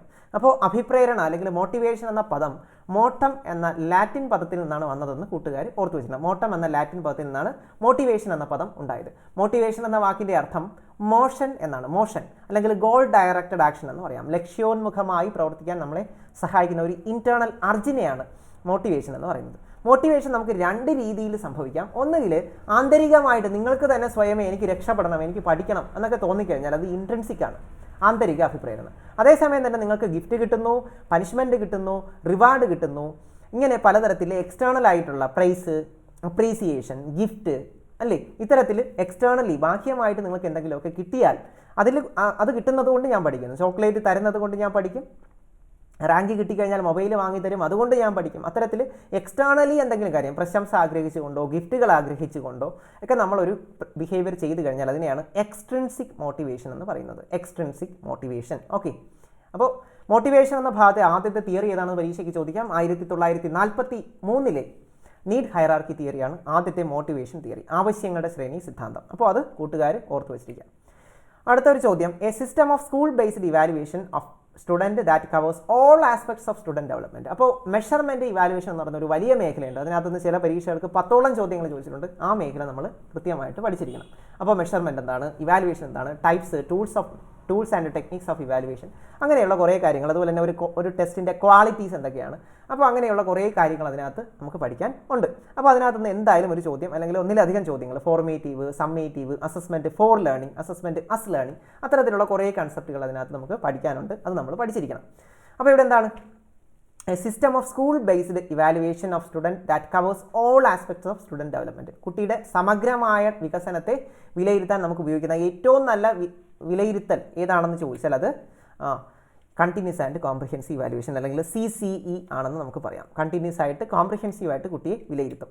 ഇനി മെമ്മറി എന്ന ഭാഗത്ത് ഒരു ചോദ്യമാണ്. മെമ്മറി പലതരത്തിലുണ്ട്. മെമ്മറി ഒരു വലിയ ടോപ്പിക്കാണ്. അതിനകത്തൊന്നൊരു ചോദ്യം ചോദിച്ചിട്ടുണ്ട്. Memory that allow recall for a period of several seconds to a minute. Several second മാത്രം നിലനിൽക്കുന്ന മെമ്മറിയെ നമുക്ക് എന്തെന്ന് പറയാം, കുറച്ച് മാത്രം നിലനിൽക്കുന്നതിനെ എന്തെന്ന് പറയും, ഷോർട്ട് ടേം മെമ്മറി എന്ന് പറയും. ഷോർട്ട് ടേം മെമ്മറി ഏകദേശം 20 സെക്കൻഡുകൾ മാത്രം നിലനിൽക്കുന്ന memory short term memory. Which of the following is not a developmental task of adolescent. Developmental task ഏതാണ് അല്ലാത്തത്? നോട്ട് വന്നാൽ നമ്മൾ ഒന്നുകൂടെ ഒന്ന് ശ്രദ്ധിക്കണം, അണ്ടർലൈൻ ചെയ്തിട്ടാണ് ആൻസർ ചെയ്യാൻ. അപ്പോൾ ഇവിടെ നോട്ടാണ്, not a developmental task of adolescent. അഡോളസെൻറ്റിലെ ഡെവലപ്മെൻറ്റൽ ടാസ്ക് അല്ലാത്തത് ഏതാണ്? Learning to get along with friends of both sexes. ശരിയാണ്. ബിക്കമിങ് മോർ സെൽഫ് സഫിഷ്യൻ്റ് ആകാൻ നമ്മൾ ശ്രമിക്കും. Making decision about marriage and family life. Family ലൈഫിനെ കുറിച്ചും മാരേജിനെ കുറിച്ചൊക്കെ നമ്മൾ തീരുമാനിക്കാൻ തുടങ്ങും. പക്ഷേ മോട്ടോർ സ്കിൽസിൻ്റെ ഗ്രാസ്പിംഗ് അവിടെ ഇല്ല. കാരണം നമുക്ക് അതിനു മുമ്പ് തന്നെ എന്താണ്, നമ്മൾ മോട്ടോർ ഡെവലപ്മെൻറ്റ് കൃത്യമായിട്ട് കഴിഞ്ഞിരിക്കും. അപ്പോൾ ഡെവലപ്മെൻറ്റൽ ടാസ്ക് എന്ന ആശയം ആരാണ് കൊണ്ടുവന്നത്? വികസന പ്രവൃത്തി. ഹാവിംഗ് ഗസ്റ്റ് ആണ് അല്ലെങ്കിൽ ഹാവിംഗ് ഗസ്റ്റ് ആണ്. അത് ഓർത്തിരിക്കുക. ഓക്കെ, RH ഹാവിംഗ് ഗസ്റ്റ് ആണ് ആദ്യമായിട്ട് വികസന പ്രവൃത്തി അല്ലെങ്കിൽ ഡെവലപ്മെൻറ്റൽ ടാസ്ക് എന്ന ആശയം കൊണ്ടുവന്നത്. അടുത്തൊരു ചോദ്യം, behaviours are acquired through association between stimulus and response or stimuli and response. SR connection, ചോദക പ്രതികരണ ബന്ധങ്ങളിലൂടെയാണ് പ്രവർത്തനങ്ങൾ നടക്കുന്നത് എന്ന് പറഞ്ഞത് ആരാണ്? ചോദക പ്രതികരണ ബന്ധമാണ് പഠനം. അല്ലെങ്കിൽ ചോദക പ്രതികരണ ബന്ധങ്ങളിലൂടെയാണ് പെരുമാറ്റങ്ങൾ രൂപീകരിക്കപ്പെടുന്നത് എന്നൊക്കെ പറഞ്ഞത് ബിഹേവിയറിസമാണ്, വ്യവഹാരവാദം ആണ്. Assessment that measures A student performance based on mastery of specific set of skills. അപ്പോൾ ഒരു മേഖലയിലെ കുട്ടിയുടെ മാസ്റ്ററി നോക്കുന്നത് ഏത് ടെസ്റ്റ് വെച്ചിട്ടാണ്? അത് ക്രൈറ്റീരിയൻ റെഫറൻസ്ഡ് ടെസ്റ്റാണ്. Criterion referenced test. അപ്പോൾ ക്രൈറ്റീരിയൻ റെഫറൻസ്ഡ് എന്ന് പറയുമ്പോൾ അതിനെ അബ്സല്യൂട്ട് ഗ്രേഡിംഗ് എന്ന് പറയും. അബ്സല്യൂട്ട് ഗ്രേഡിംഗ് അതായത് നിങ്ങൾ പരീക്ഷയ്ക്ക് പോകുന്നതിന് മുൻപ് തന്നെ ക്രൈറ്റീരിയാസ്, നിങ്ങൾ പാസ്സാകുന്നതിനുള്ള ക്രൈറ്റീരിയാസ് നേരത്തെ തന്നെ തീരുമാനിച്ചിട്ടുള്ളതിനെയാണ് ക്രൈറ്റീരിയൻ റെഫറൻസ്ഡ് ടെസ്റ്റ് എന്ന് പറയുന്നത്. ഉദാഹരണത്തിന് കേട്ടറ്റ് പരീക്ഷ, സെറ്റ് പരീക്ഷ, സീറ്ററ്റ് പരീക്ഷ, ഇതിനൊക്കെ കൃത്യമായിട്ടൊരു കട്ട് ഓഫ് മാർക്ക് അല്ലെങ്കിൽ ഒരു ക്രൈറ്റീരിയ ഉണ്ട്. നിങ്ങൾ പരീക്ഷയ്ക്ക് പോകുന്നതിന് മുമ്പ് തന്നെ നിങ്ങൾക്കറിയാം കേട്ടറ്റിന് 90 മാർക്ക് കിട്ടിക്കഴിഞ്ഞാൽ കേട്ടറ്റ് പാസ്സാകാൻ കഴിയും അല്ലേ? അപ്പോൾ അതാണ് ക്രൈറ്റീരിയൻ റെഫറൻസ്ഡ് ടെസ്റ്റ്. അതുപോലെ തന്നെ ക്രൈറ്റീരിയൻ റെഫറൻസ്ഡ് ടെസ്റ്റ് ഉപയോഗിച്ച് എന്താണ് ഡ്രൈവിംഗ് ടെസ്റ്റുകൾ ക്രൈറ്റീരിയൻ റെഫറൻസ്ഡ് ആണ്. നിങ്ങളുടെ മാസ്റ്ററി, ഒരു സ്പെസിഫിക് സ്കില്ലിനകത്തുള്ള സ്കിൽ മാസ്റ്ററിയൊക്കെ നമുക്ക് ചെക്ക് ചെയ്യാൻ കഴിയും. Which among the following is the least affecting factor in learning? പഠനത്തിൽ ഏറ്റവും കുറച്ച് മാത്രം സ്വാധീനിക്കുന്ന ഘടകം ഏതാണെന്ന് ചോദിച്ചിട്ടുണ്ട്. മോട്ടിവേഷൻ സ്വാധീനിക്കും, സോഷ്യൽ സ്റ്റാറ്റസ്, ഇൻ്റലിജൻസ്, ഇൻട്രസ്റ്റ്. ഇതിൽ ഏറ്റവും കുറച്ച് സ്വാധീനിക്കുന്നത് നിങ്ങളുടെ സോഷ്യൽ സ്റ്റാറ്റസ് അല്ലെങ്കിൽ ഇക്കണോമിക് സ്റ്റാറ്റസ് ആണ്. The period during which the reproductive system mature can be termed as. നമ്മുടെ മനുഷ്യൻ്റെ റീപ്രൊഡക്റ്റീവ് സിസ്റ്റം മെച്യൂർ ചെയ്യുന്ന കാലഘട്ടത്തെ നമ്മൾ പുബേർട്ടി സ്റ്റേജ് എന്നാണ് പറയുന്നത്. Puberty stage. Okay, puberty stage reproductive system mature ചെയ്യുന്ന കാലഘട്ടം. ഇതും ഈ അഡോളസെൻസിലാണ് സംഭവിക്കുന്നത്. അപ്പോൾ അഡോളസെൻസിൽ നിന്ന് ധാരാളം ചോദ്യങ്ങൾ നമുക്ക് പ്രതീക്ഷിക്കാവുന്നതാണ്. The addictive use of illegal and legal substances by adolescence പീരീഡിൽ എന്ത് ചെയ്യുന്നു? പിയർ പ്രഷർ കാരണം നമ്മൾ ഇല്ലീഗലായിട്ടുള്ള അല്ലെങ്കിൽ ലീഗലായിട്ടുള്ള ഡ്രഗ്സും മറ്റു കാര്യങ്ങളും ഉപയോഗിക്കാറുണ്ട്. അതിന് നമ്മൾ വിളിക്കുന്ന പേരാണ് സബ്സ്റ്റൻസ് അബ്യൂസ്. ഓക്കെ, സബ്സ്റ്റൻസ് അബ്യൂസിന് കാരണം പിയർ പ്രഷറാണെന്ന് മറന്നു പോകരുത്. Which stage is not involved in memory process? Memory പ്രോസസ്സിനകത്ത് വരാത്തത് ഏതാണ്? എൻകോഡിംഗ്, സ്റ്റോറേജ്, റിട്രീവൽ എന്നതാണ് 3 എണ്ണമാണ് എന്തിനകത്ത് വരുന്നത്? മെമ്മറി പ്രോസസ്സിനകത്ത് വരുന്നത്. Encoding, storage, retrieval. എൻകോഡ് ചെയ്യുന്നു, അതിനുശേഷം സ്റ്റോർ ചെയ്യുന്നു, അതിനുശേഷം അത് തിരിച്ചെടുക്കുന്നു, റിട്രീവൽ.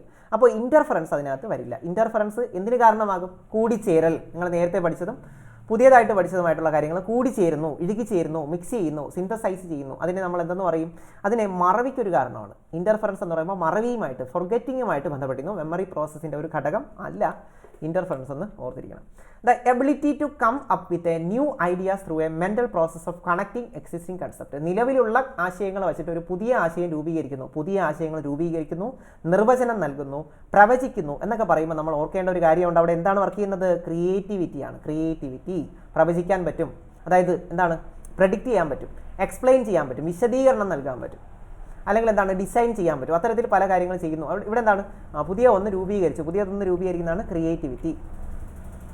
അടുത്തൊരു ചോദ്യം, according to Gagne's hierarchy of learning which of the following does not focus on cognitive aspect? അപ്പോൾ ഗാഗ്നേസ് ഹയറാർക്കി ഓഫ് ലേണിംഗ് നമുക്കറിയാം ഏറ്റവും ബേസ് ലെവലിൽ സിഗ്നൽ ലേണിംഗ് ആണ്, ഏറ്റവും ഹയർ ലേണിംഗിൽ പ്രോബ്ലം സോൾവിംഗ് ആണെന്ന് അറിയാം. അപ്പോൾ ഇവിടെ പറഞ്ഞിരിക്കുന്നത് എന്താണ്? കോഗ്നിറ്റീവ് ആസ്പെക്റ്റിൽ വരാത്തത് ഏതാണ്? കോഗ്നിറ്റീവ് ആസ്പെക്റ്റിൽ വരുന്നത് അവസാനത്തെ 4 എണ്ണമാണ്. അല്ലെങ്കിൽ ടോപ്പിൽ വരുന്ന 4 എണ്ണമാണ്. അപ്പോൾ ടോപ്പിൽ വരാത്തത്, ഏറ്റവും ബേസിൽ വരുന്നതാണ് സിഗ്നൽ ലേണിംഗ്. നമുക്കറിയാം ഏറ്റവും ബേസാണ്. അപ്പോൾ അത് ബിഹേവിയറൽ ആസ്പെക്റ്റിലാണ് വരുന്നത്. Signal learning, stimulus response learning, okay, chaining, ഇതെല്ലാം എന്തിനകത്ത് വരും? അതൊക്കെ ബിഹേവിയറൽ ആസ്പെക്റ്റിലാണ് വരുന്നത്. അപ്പോൾ ഏറ്റവും ബേസിൽ വരുന്ന 4 എണ്ണം ബിഹേവിയറൽ ആസ്പെക്റ്റിൽ വരുന്നു. ഏറ്റവും ഹയറിൽ വരുന്ന 4 എണ്ണം ഏതിനകത്ത് വരും? കോഗ്നിറ്റീവ് ആസ്പെക്റ്റിനകത്ത് വരും. Concept learning, principle learning, rule learning അല്ലെങ്കിൽ പ്രോബ്ലം സോൾവിംഗ്. ഏറ്റവും കോംപ്ലക്സ് ലേണിംഗ് ഏതാണ്? റിപ്പീറ്റഡ് ചോദ്യമാണ്. പ്രോബ്ലം സോൾവിംഗ് ആണ്. ഓക്കെ, അതുപോലെ തന്നെ കണ്ടീഷൻസ് ഓഫ് ലേണിംഗ് എന്ന പുസ്തകം എഴുതിയത് ആരാണ്? പരീക്ഷയ്ക്ക് ചോദിച്ചിട്ടുണ്ട്. കണ്ടീഷൻസ് ഓഫ് ലേണിംഗ് എന്ന പുസ്തകം എഴുതിയത് ആരാണ്? അത് റോബർട്ട് മിൽസ് ഗാഗ്നെ ആണ്. Conditions of learning.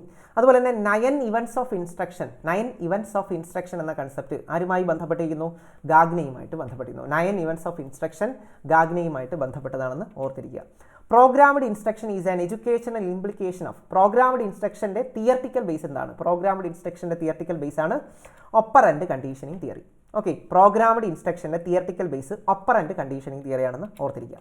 Over learning is a strategy for enhancing. Overlearning എന്തിനു വേണ്ടിയിട്ടുള്ളതാണ്? പഠിച്ചത് തന്നെ വീണ്ടും പഠിക്കുക, പഠിച്ചത് തന്നെ വീണ്ടും വായിക്കുക, പഠിക്കുക, വീണ്ടും പഠിക്കുക. വീണ്ടും പഠിച്ചാൽ എന്ത് ചെയ്യും? Repetition is the mother of teaching. നിങ്ങൾ നന്നായിട്ട് ഓർത്തിരിക്കും. അപ്പോൾ മെമ്മറി എൻഹാൻസ് ചെയ്യുന്നതിന് വേണ്ടിയിട്ടാണ് ഓവർ ലേണിംഗ് നമ്മൾ ഉപയോഗിക്കാറുള്ളത്. Okay, the stage of fastest physical growth. അപ്പോൾ ഇത് തെറ്റിപ്പോകുന്ന ഒരു ചോദ്യമാണ്. അപ്പോൾ ഇത് സ്റ്റേജസ് ഓഫ് ഡെവലപ്മെൻറ്റ് നമുക്ക് പല സ്റ്റേജ് ഉണ്ട് അല്ലേ? നിയോ നാറ്റൽ സ്റ്റേജ് ഉണ്ട്, ഇൻഫാൻസി ഉണ്ട്, ചൈൽഡ്ഹുഡ് ഉണ്ട്, early childhood, middle childhood, later childhood, അതുപോലെ തന്നെ അഡോളസെൻസ്, അഡൽട്ട്ഹുഡ്, ഇങ്ങനെ ധാരാളം സ്റ്റേജസ് നമുക്ക് പഠിക്കാനുണ്ട്. അപ്പോൾ ഓരോ സ്റ്റേജിൻ്റെയും പ്രത്യേകത എന്താണ്, ഓരോ സ്റ്റേജിനെയും വിളിക്കുന്ന പേരുകൾ എന്തൊക്കെയാണെന്ന് പരീക്ഷയ്ക്ക് ചോദിക്കാറുണ്ട്. ഇവിടെ ചോദിച്ചിരിക്കുന്ന ചോദ്യം ഇത് എല്ലാവരും തെറ്റിക്കാൻ സാധ്യതയുണ്ട്. ഇതിന് എല്ലാവരും അഡോളസെൻസ് എന്ന് എഴുതും. ഫാസ്റ്റസ്റ്റ് ഫിസിക്കൽ ഗ്രോത്ത്, ഏറ്റവും കൂടുതൽ ശരീരം വളർച്ച കാണിക്കുന്നത് എപ്പോഴാണ്? അത് അഡോളസെൻസിലല്ല. അഡോളസെൻസിൽ ഏറ്റവും കൂടുതൽ മാറ്റങ്ങളാണ്, സ്പോണ്ടേനിയസ് ആയിട്ടുള്ള ചേഞ്ചസ് ആണ് ഈ പറയുന്ന അഡോളസെൻസിൻ്റെ പ്രത്യേകത. ഓക്കെ, ചേഞ്ചസ് ഉണ്ടാകും. എന്നാൽ ഇതിൻ്റെ ഉത്തരം എന്താണ്? ഇൻഫാൻസിയാണ്. ഓക്കെ, നമ്മൾ അഡോളസെൻസ് എന്ന് എഴുതരുത്. ഇൻഫാൻസിയിലാണ് ഏറ്റവും കൂടുതൽ ശാരീരികമായ വളർച്ച സംഭവിക്കുന്നത്. എന്നാൽ ഏറ്റവും കൂടുതൽ മാറ്റങ്ങൾ ഒരു വ്യക്തിയിൽ ഉണ്ടാകുന്ന എപ്പോഴാണ്? അത് അഡോളസെൻസിലാണ് ഉറപ്പായിട്ടും. ശരീര വളർച്ചയിൽ ഏറ്റവും കൂടുതൽ പെട്ടെന്ന് വളർച്ച സംഭവിക്കുന്നത് ഇൻഫാൻസി അല്ലെങ്കിൽ ശൈശവത്തിലാണ്. എന്നാൽ ഏറ്റവും കൂടുതൽ മാറ്റങ്ങൾ ഒരു വ്യക്തിയുടെ ഡെവലപ്മെൻറ്റൽ ആസ്പെക്റ്റിൽ, ഗ്രോത്തിലല്ല മൊത്തത്തിൽ ഡെവലപ്മെൻറ്റിനകത്ത് മാറ്റങ്ങൾ വരുന്നത് അഡോളസെൻസിലാണ്, കൗമാരത്തിലാണ്. ഇനി മറ്റൊരു വളരെ പ്രധാനപ്പെട്ട ഒരു മേഖലയാണ് ജെൻഡർ എന്ന് പറയുന്ന ഒരു മേഖല. അപ്പോൾ ജെൻഡർ എന്ന് പറയുമ്പോൾ നിങ്ങൾക്കറിയാം അതൊരു സോഷ്യൽ കൺസ്ട്രക്റ്റ് ആണ്, അല്ലെങ്കിൽ സാമൂഹ്യ നിർമ്മിതിയാണ്. പെൺകുട്ടികൾ ഇങ്ങനെയായിരിക്കണം, ആൺകുട്ടികൾ ഇങ്ങനെയായിരിക്കണം, സ്ത്രീത്വം എന്ന് പറഞ്ഞൊരു കൺസെപ്റ്റ് ഉണ്ട്, പുരുഷത്വം എന്ന് പറഞ്ഞിട്ടൊരു സംഭവം ഉണ്ടെന്നൊക്കെ പറയും. അപ്പോൾ അതാണ് ജെൻഡർ കൺസെപ്റ്റ്. അപ്പോൾ ഇവിടെ cultural expectations for males and females, മെയിൽസിൽ നിന്നും ഫീമെയിൽസിൽ നിന്നും സമൂഹം എക്സ്പെക്റ്റ് ചെയ്യുന്ന, ആഗ്രഹിക്കുന്ന ചില ബിഹേവിയേഴ്സ് ഉണ്ട്. അതിനെ എന്തെന്ന് പറയും എന്നാണ് ചോദിച്ചിരിക്കുന്നത്. ഓക്കെ, ഒരു വ്യക്തിയിൽ നിന്ന് മറ്റുള്ളവർ പ്രതീക്ഷിക്കുന്നു, നിങ്ങളൊരു ജെൻഡറിൽ ജനിച്ചതുകൊണ്ട് നിങ്ങളിൽ നിന്ന് സമൂഹം പ്രതീക്ഷിക്കുന്ന ഘടകം, അതിനെ എന്തെന്ന് വിളിക്കും എന്നതാണ് ഇവിടുത്തെ ചോദ്യം. എന്തെന്ന് വിളിക്കും? അതിനെ എന്തെന്ന് വിളിക്കും? ജെൻഡർ റോൾ എന്ന് പറയും. സ്ത്രീ ആയതുകൊണ്ട് എന്ത് ചെയ്യണം? നിങ്ങൾ ഇന്ന കാര്യങ്ങൾ ചെയ്യണം. പുരുഷനായതുകൊണ്ട് നിങ്ങൾ ഇന്ന കാര്യങ്ങൾ ചെയ്യണം എന്ന് പറഞ്ഞാൽ അതിനെ എന്തെന്ന് പറയാം? ജെൻഡർ റോൾ അല്ലെങ്കിൽ ജെൻഡർ റോൾ എന്ന് നമുക്ക് പറയാം. ഇനി ജെൻഡർ ബയസ് എന്ന് പറയുമ്പോൾ എന്താണ്? നിങ്ങളൊരു പർട്ടിക്കുലർ ജെൻഡറിൽ ജനിച്ചത് കൊണ്ട് മാത്രം നിങ്ങളോടൊരു താല്പര്യം മറ്റുള്ളവർ കാണിക്കും. ഓക്കെ, നിങ്ങളോട് മറ്റുള്ളവർ ഒരു അമിതമായ ഒരു താല്പര്യം കാണിച്ചു കഴിഞ്ഞാൽ അതാണ് ബയസ്. ഒരു പർട്ടിക്കുലർ ജെൻഡറിനോട് മാത്രം, മെയിൽസിനോട് മാത്രം അല്ലെങ്കിൽ ഫീമെയിൽസിനോട് മാത്രം എന്ത് ചെയ്യും? താല്പര്യം കൂടുതൽ കാണിക്കുന്നു, ചായ്വ് കാണിക്കുന്നു. അതാണ് bias. Biased to a particular gender. ഒരു ജെൻഡറിനോട് മാത്രം താല്പര്യം കൂടുതൽ കാണിച്ചാൽ ജെൻഡർ ബയസ് ആണ്. ജെൻഡർ സെൻസിറ്റിവിറ്റി ആണ് നമുക്ക് വേണ്ടത്. എല്ലാവരെയും നമ്മൾ ഈക്വലായിട്ട് കൺസിഡർ ചെയ്യണം. ഇനി ജെൻഡർ ഡിസ്ക്രിമിനേഷൻ, നിങ്ങളൊരു പർട്ടിക്കുലർ ജെൻഡറിൽ ജനിച്ചതുകൊണ്ട് മാത്രം നിങ്ങൾ എന്ത് ചെയ്യും? പൂർണ്ണമായിട്ട് നിങ്ങൾ ലീഡർഷിപ്പിനകത്തുനിന്നും, നിങ്ങൾ പൊളിറ്റിക്സിനകത്തുനിന്നും, നിങ്ങൾ ഇക്കണോമിക്സിനകത്തുനിന്നും എല്ലാത്തിനകത്തുനിന്നും നിങ്ങൾ മാറ്റി നിർത്തപ്പെട്ടാൽ അതിനെ നമുക്ക് ജെൻഡർ ഡിസ്ക്രിമിനേഷൻ എന്ന് പറയാം. Gender discrimination. അടുത്ത് ചോംസ്കിയെ നിങ്ങൾക്ക് അറിയാം. ചോംസ്കി ലാംഗ്വേജ് അക്വിസിഷൻ ഡിവൈസ് ഒക്കെ കൊണ്ടുവന്ന വ്യക്തിയാണ്. അദ്ദേഹം പ്രപ്പോസ് ചെയ്യുന്ന ഒരു തിയറിയാണ് language acquisition theory. Chomsky proposed that children learn a language through. എങ്ങനെയാണ് ലാംഗ്വേജ് പഠിക്കുന്നത്? കുട്ടികൾ എങ്ങനെ ലാംഗ്വേജ് പഠിക്കുമെന്നാണ് ചോംസ്കി പറയുന്നത്. ചോംസ്കി പറയുന്നത് എങ്ങനെയാണ്?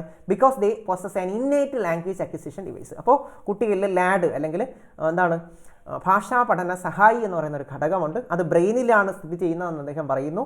അതുപോലെ തന്നെ ഇന്നേറ്റ് ആയിട്ട്, നെറ്റ് സെറ്റ് പരീക്ഷകൾക്കൊക്കെ ചോദിച്ചിട്ടുണ്ട്, ഇന്നേറ്റ് ആയിട്ട് അല്ലെങ്കിൽ ഇൻബർത്ത് ആയിട്ട് നമ്മുടെ ബെർത്ത് ഇൻസ്റ്റിങ്ക്റ്റ് ആണെന്ന് ഭാഷ പഠിക്കുക എന്ന് പറയുന്നത്. അതിനുവേണ്ടി നമ്മുടെ ബ്രെയിനിലൊരു സിസ്റ്റം ഉണ്ട് എന്നാണ് ആര് പറയുന്നത്? ചോംസ്കിയുടെ വ്യൂ. അപ്പോൾ അത് ഓർത്തിരിക്കുക. ചോംസ്കിയെക്കുറിച്ച് ധാരാളം കാര്യങ്ങളുണ്ട്. സർഫസ് സ്ട്രക്ചർ, അതുപോലെ തന്നെ ഡീപ്പ് സ്ട്രക്ചർ എന്നൊക്കെ പറഞ്ഞിട്ട് മീനിങ്ങിനെ കുറിച്ച് അദ്ദേഹം തിയറി പറയുന്നുണ്ട്. അതുപോലെ തന്നെ സിനാക്റ്റിക് സ്ട്രക്ചേഴ്സ് എന്ന പുസ്തകം എഴുതിയത് നോം ചോംസ്കിയാണ്. സിനാക്റ്റിക് സ്ട്രക്ചേഴ്സ് എന്ന പുസ്തകം എഴുതിയത് അദ്ദേഹമാണ്. അതുപോലെ തന്നെ അദ്ദേഹത്തെക്കുറിച്ച് പറയുമ്പോൾ ലാംഗ്വേജ് അക്വിസിഷൻ തിയറി അദ്ദേഹം കൊണ്ടുവന്നിട്ടുണ്ട് എന്നൊക്കെ ഓർത്തിരിക്കുന്നു. അതുപോലെ തന്നെ മോഡേൺ ലിംഗ്വിസ്റ്റിക്സ്, ആധുനിക ഭാഷാശാസ്ത്രത്തിൻ്റെ പിതാവ് എന്നറിയപ്പെടുന്നത് നോം ചോംസ്കി ആണ്. ഓക്കെ, അടുത്തൊരു ചോദ്യം, which of the following is not a characteristics of a constructivist teacher. Constructivist teacher എങ്ങനെയാകരുത് എന്നതാണ് അടുത്ത ഒരു ചോദ്യം. ഓക്കെ, കൺസ്ട്രക്റ്റീവിസ്റ്റ് ടീച്ചർ എങ്ങനെയാകരുത് എന്ന ഒരു ചോദ്യമാണ് ഇവിടെ ചോദിക്കുന്നത്. എങ്ങനെയാകരുത്? അപ്പോൾ mentor, facilitator, authoritarian, democratic leader. ഇതിൽ ഏതാണ് ഒരു മോഡേൺ ക്ലാസ് റൂം ടീച്ചർ ആകാൻ പാടില്ലാത്തത് എന്ന് ചോദിച്ചാൽ നമുക്കറിയാം അത് അതോറിറ്റേറിയൻ അല്ലെങ്കിൽ ലീഡർ, ഓട്ടോക്രാറ്റ് ആകാൻ പാടില്ല, ഓൺ സൈഡഡ് ആകാൻ പാടില്ല. ഓക്കെ, അപ്പോൾ നമ്മൾ ഇതിനകത്ത് കുറേ ചോദ്യങ്ങൾ, 48ഓളം ചോദ്യങ്ങൾ നമ്മൾ ഇതിനകത്ത് നോക്കി. അപ്പോൾ ഇതിൽ കുറേ ചോദ്യങ്ങൾ നിങ്ങൾക്ക് ബുദ്ധിമുട്ട് അനുഭവിക്കുന്നുണ്ടാകും. അപ്പോൾ നമുക്ക് നമ്മുടെ ലൈസിയം അക്കാഡമി കേട്ടറ്റിന് വേണ്ടി നല്ല തീവ്രമായ പരിശീലനം നൽകിക്കൊണ്ടിരിക്കുകയാണ്. അപ്പോൾ ഈ പ്രീവിയസ് ചോദ്യങ്ങളെല്ലാം ഇതുവരെ നെറ്റ്, സീറ്ററ്റ്, കേട്ടറ്റ് എന്ന് തുടങ്ങിയ എല്ലാ പരീക്ഷകളിലും ചോദിച്ച എല്ലാ ചോദ്യങ്ങളും നമ്മൾ ഇതിനകത്ത് ഡിസ്കസ് ചെയ്യുന്നുണ്ട്. അപ്പോൾ നിങ്ങൾ സമയം വേസ്റ്റ് ചെയ്യാതെ തന്നെ നമ്മുടെ ക്ലാസ്സുകളിൽ ജോയിൻ ചെയ്യുക, അടുത്ത ബാച്ചിലോട്ട് ജോയിൻ ചെയ്യുക. ഓക്കെ, അതുപോലെ തന്നെ സീറ്ററ്റും സെറ്റ് പരീക്ഷകൾ ഉടനെ തന്നെ ഉണ്ട്, ജനുവരിയിലുണ്ട്. അപ്പോൾ അതിന് വേണ്ടിയിട്ടുള്ള ഇൻറ്റൻസ് ആയിട്ടുള്ള കോച്ചിങ്, പ്രീവിയസ് ബേസ്ഡ് ആയിട്ടുള്ള കോച്ചിങ് നമ്മൾ നൽകുന്നുണ്ട്. അപ്പോൾ അതിന് നിങ്ങൾ ജോയിൻ ചെയ്യാൻ ശ്രദ്ധിക്കുമല്ലോ. ഓക്കെ, അപ്പോൾ ഇനി നമുക്ക് 2 ചോദ്യങ്ങളിലൂടെ 50 ചോദ്യങ്ങളാണ് നമ്മൾ ഇതിനകത്ത് ഉൾപ്പെടുത്തിയിട്ടുള്ളത്. നിങ്ങൾക്ക് 40 ചോദ്യങ്ങളാണുള്ളത്. അപ്പോൾ അടുത്ത ഒരു ചോദ്യം, an emotionally intelligent person is characterised by. അപ്പോൾ ഇമോഷണലി ഇൻ്റലിജൻ്റ് ആയിട്ടുള്ള വ്യക്തിയുടെ പ്രത്യേകത എന്താണ് എന്നതാണ് ഇവിടുത്തെ ചോദ്യം. ഇമോഷണലി ഇൻ്റലിജൻ്റ് ആയിട്ടുള്ള വ്യക്തി എങ്ങനെയായിരിക്കും?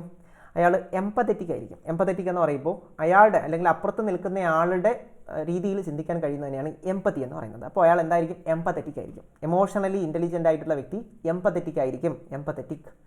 ഓക്കെ, അതുപോലെ തന്നെ ഇമോഷണൽ ഇൻ്റലിജൻസിൻ്റെ മറ്റൊരു ചോദ്യം നമുക്ക് ചോദിക്കാം. ഇമോഷണൽ ഇൻ്റലിജൻസ് എന്ന കൺസെപ്റ്റ് ആദ്യമായിട്ട് ഇൻട്രൊഡ്യൂസ് ചെയ്തത് അല്ലെങ്കിൽ ആ വാക്ക് കോയിൻ ചെയ്തത് പീറ്റർ സലോവിയും ജോൺ മെയറുമാണ്. The concept or the term emotional intelligence was introduced by Peter Salovey and John Mayer, but it was proposed by Daniel Goleman in 1995. അപ്പോൾ ഡാനിയൽ ഗോൾമാൻ ആണ് ഇതിനെ കൂടുതലായിട്ട് പോപ്പുലറൈസ് ചെയ്തത്. എന്നാൽ ആദ്യമായിട്ട് ഇത് കോയിൻ ചെയ്തത് പീറ്റർ സലോവിയും ജോൺ മെയറുമാണ്. ഇനി നമ്മുടെ മൾട്ടിപ്പിൾ ഇൻ്റലിജൻസ് തിയറിയുടെ ഒരു എക്സ്റ്റൻഷൻ ആണ് അല്ലെങ്കിൽ ഒരു അഡ്വാൻസ്ഡ് വെർഷൻ ആണെന്ന് നമുക്ക് ഇതിനെ പറയാം. ഈ പറയുന്ന ഇമോഷണൽ ഇൻ്റലിജൻസിനെ പറയാം. മൾട്ടിപ്പിൾ ഇൻ്റലിജൻസിൻ്റെ ഇൻ്റർപേഴ്സണൽ അല്ലെങ്കിൽ ഇൻട്രാപേഴ്സണൽ അതിൻ്റെ ഒരു മെർജിങ് ആണ് ഇമോഷണൽ ഇൻ്റലിജൻസ് എന്ന് നമ്മൾ ഓർത്തിരിക്കണം. അതുപോലെ തന്നെ പരീക്ഷയ്ക്ക് ചോദിച്ച ഒരു ചോദ്യമാണ്, your emotional intelligence or your EQ is more important than your IQ. നിങ്ങളുടെ IQ-നെക്കാളും വളരെ പ്രധാനപ്പെട്ടതാണ് നിങ്ങളുടെ വൈകാരിക ബുദ്ധി അല്ലെങ്കിൽ ഇമോഷണൽ ഇൻ്റലിജൻസ് എന്ന് പറഞ്ഞത് ആരാണെന്ന് ചോദിച്ചിട്ടുണ്ട്. അത് പറഞ്ഞത് ഡാനിയൽ ഗോൾമാൻ ആണ്. അതുപോലെ മറ്റൊരു ചോദ്യം ഈ ഭാഗത്തു നിന്ന് ചോദിച്ചതാണ്, എന്താണ്?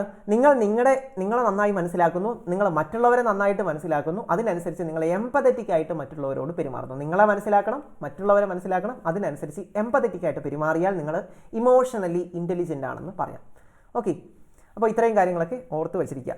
ഇനി അടുത്തൊരു ചോദ്യം, ഇൻ ബേസിക് എക്സ്പെരിമെൻറ്റ് ഓഫ് പാവ്ലോവിൻ്റെ ക്ലാസിക്കൽ കണ്ടീഷനിങ് തിയറി ഉണ്ട്. ഈ ക്ലാസിക്കൽ കണ്ടീഷനിങ് തിയറിയിൽ ഒരു നായക്കുട്ടിക്ക് എന്ത് കൊടുക്കുകയാണ്? മീറ്റ് പൗഡർ അല്ലെങ്കിൽ ഇറച്ചിപ്പൊടി കൊടുക്കുകയാണ്. അപ്പോൾ ഇതിൽ ഈ മീറ്റ് പൗഡർ എന്ന് പറയുന്നത് അല്ലെങ്കിൽ ഈ ഫുഡ് എന്ന് പറയുന്നത് എന്താണ് എന്നാണ് ഇവിടുത്തെ ചോദ്യം. അപ്പോൾ ഓരോ ടേംസും എന്താണെന്ന് പഠിക്കണം. ബെൽ എന്താണ്, അല്ലെങ്കിൽ ഫുഡ് എന്താണ് എന്നൊക്കെ, അല്ലെങ്കിൽ സലൈവേഷൻ എന്താണെന്ന് പഠിക്കേണ്ടതുണ്ട്. അപ്പോൾ ഈ എക്സ്പെരിമെൻറ്റിനകത്ത് ഈ പറയുന്ന ഫുഡ് എന്ന് പറയുന്നത് അൺകണ്ടീഷൻഡ് സ്റ്റിമുലസ് ആണ്, അല്ലെങ്കിൽ കണ്ടീഷൻ ചെയ്യപ്പെടാത്ത ഒരു ചോദകമാണ്. എന്താണ് കണ്ടീഷൻ ചെയ്യപ്പെടാത്ത ചോദകം എന്ന് പറഞ്ഞാൽ, ഒരു ജീവിയിൽ എന്താണ് ബേസിക്കായിട്ട് ഇന്നേറ്റായിട്ട് ഒരു തരത്തിലുള്ള ട്രെയിനിങ്ങും ഇല്ലാതെ തന്നെ ഒരു ജീവിക്ക് ഒരു ചോദകത്തോട് എന്തുണ്ടാകണം? ഒരു പ്രതികരണം ഉണ്ടാകണം. അത്തരത്തിൽ ബേസിക് ഇൻസ്റ്റിങ്ക്റ്റുകൾ ഉപയോഗിച്ചുകൊണ്ട് ഓട്ടോമാറ്റിക്കായിട്ട് ബൈ ബർത്തിലൂടെ തന്നെ നമുക്ക് എന്ത് കിട്ടും? പലതിനോട് ഇപ്പോൾ നമുക്ക് ഭക്ഷണം കണ്ടു കഴിഞ്ഞാൽ എന്ത് ചെയ്യും? ഇൻബോൺ ആയിട്ട് നമുക്ക് അതിനോടൊരു സലൈവേഷൻ എന്ന് പറയുന്ന ഒരു പ്രതികരണം നമുക്ക് ഉണ്ടാകും. അത്തരത്തിൽ എന്താണ് എന്ത് കഴിഞ്ഞു കഴിഞ്ഞാൽ എന്താണ് നമ്മുടെ ഫുഡ് എന്ന് പറയുന്നത് ഇത് തന്നെയാണ്. ഫുഡ് എന്ന് പറയുന്നത് അൺകണ്ടീഷൻഡ് സ്റ്റിമുലസ് ആണ്. അൺകണ്ടീഷൻഡ് സ്റ്റിമുലസ് എന്ന് പറയുമ്പോൾ അവിടെ കണ്ടീഷൻ ചെയ്യപ്പെടുന്നില്ല. ഓക്കെ, ബെല്ലാണ് കണ്ടീഷൻ ചെയ്യപ്പെട്ട സ്റ്റിമുലസ്. Okay, bell. ഓക്കെ, അത് ഓർത്തിരിക്കുക. ഓക്കെ, അപ്പോൾ നിങ്ങൾ നന്നായിട്ട് പഠിക്കുക. എല്ലാവർക്കും വിജയാശംസകൾ. അതുപോലെ തന്നെ നമ്മുടെ ക്ലാസ്സുകൾ ഇഷ്ടമായിട്ടുണ്ടെങ്കിൽ നിങ്ങളുടെ കൂട്ടുകാർക്ക് അയച്ചു കൊടുക്കുക, ഷെയർ ചെയ്യുക, ലൈക്ക് ചെയ്യുക, സബ്സ്ക്രൈബ് ചെയ്യുക. Okay, thank you.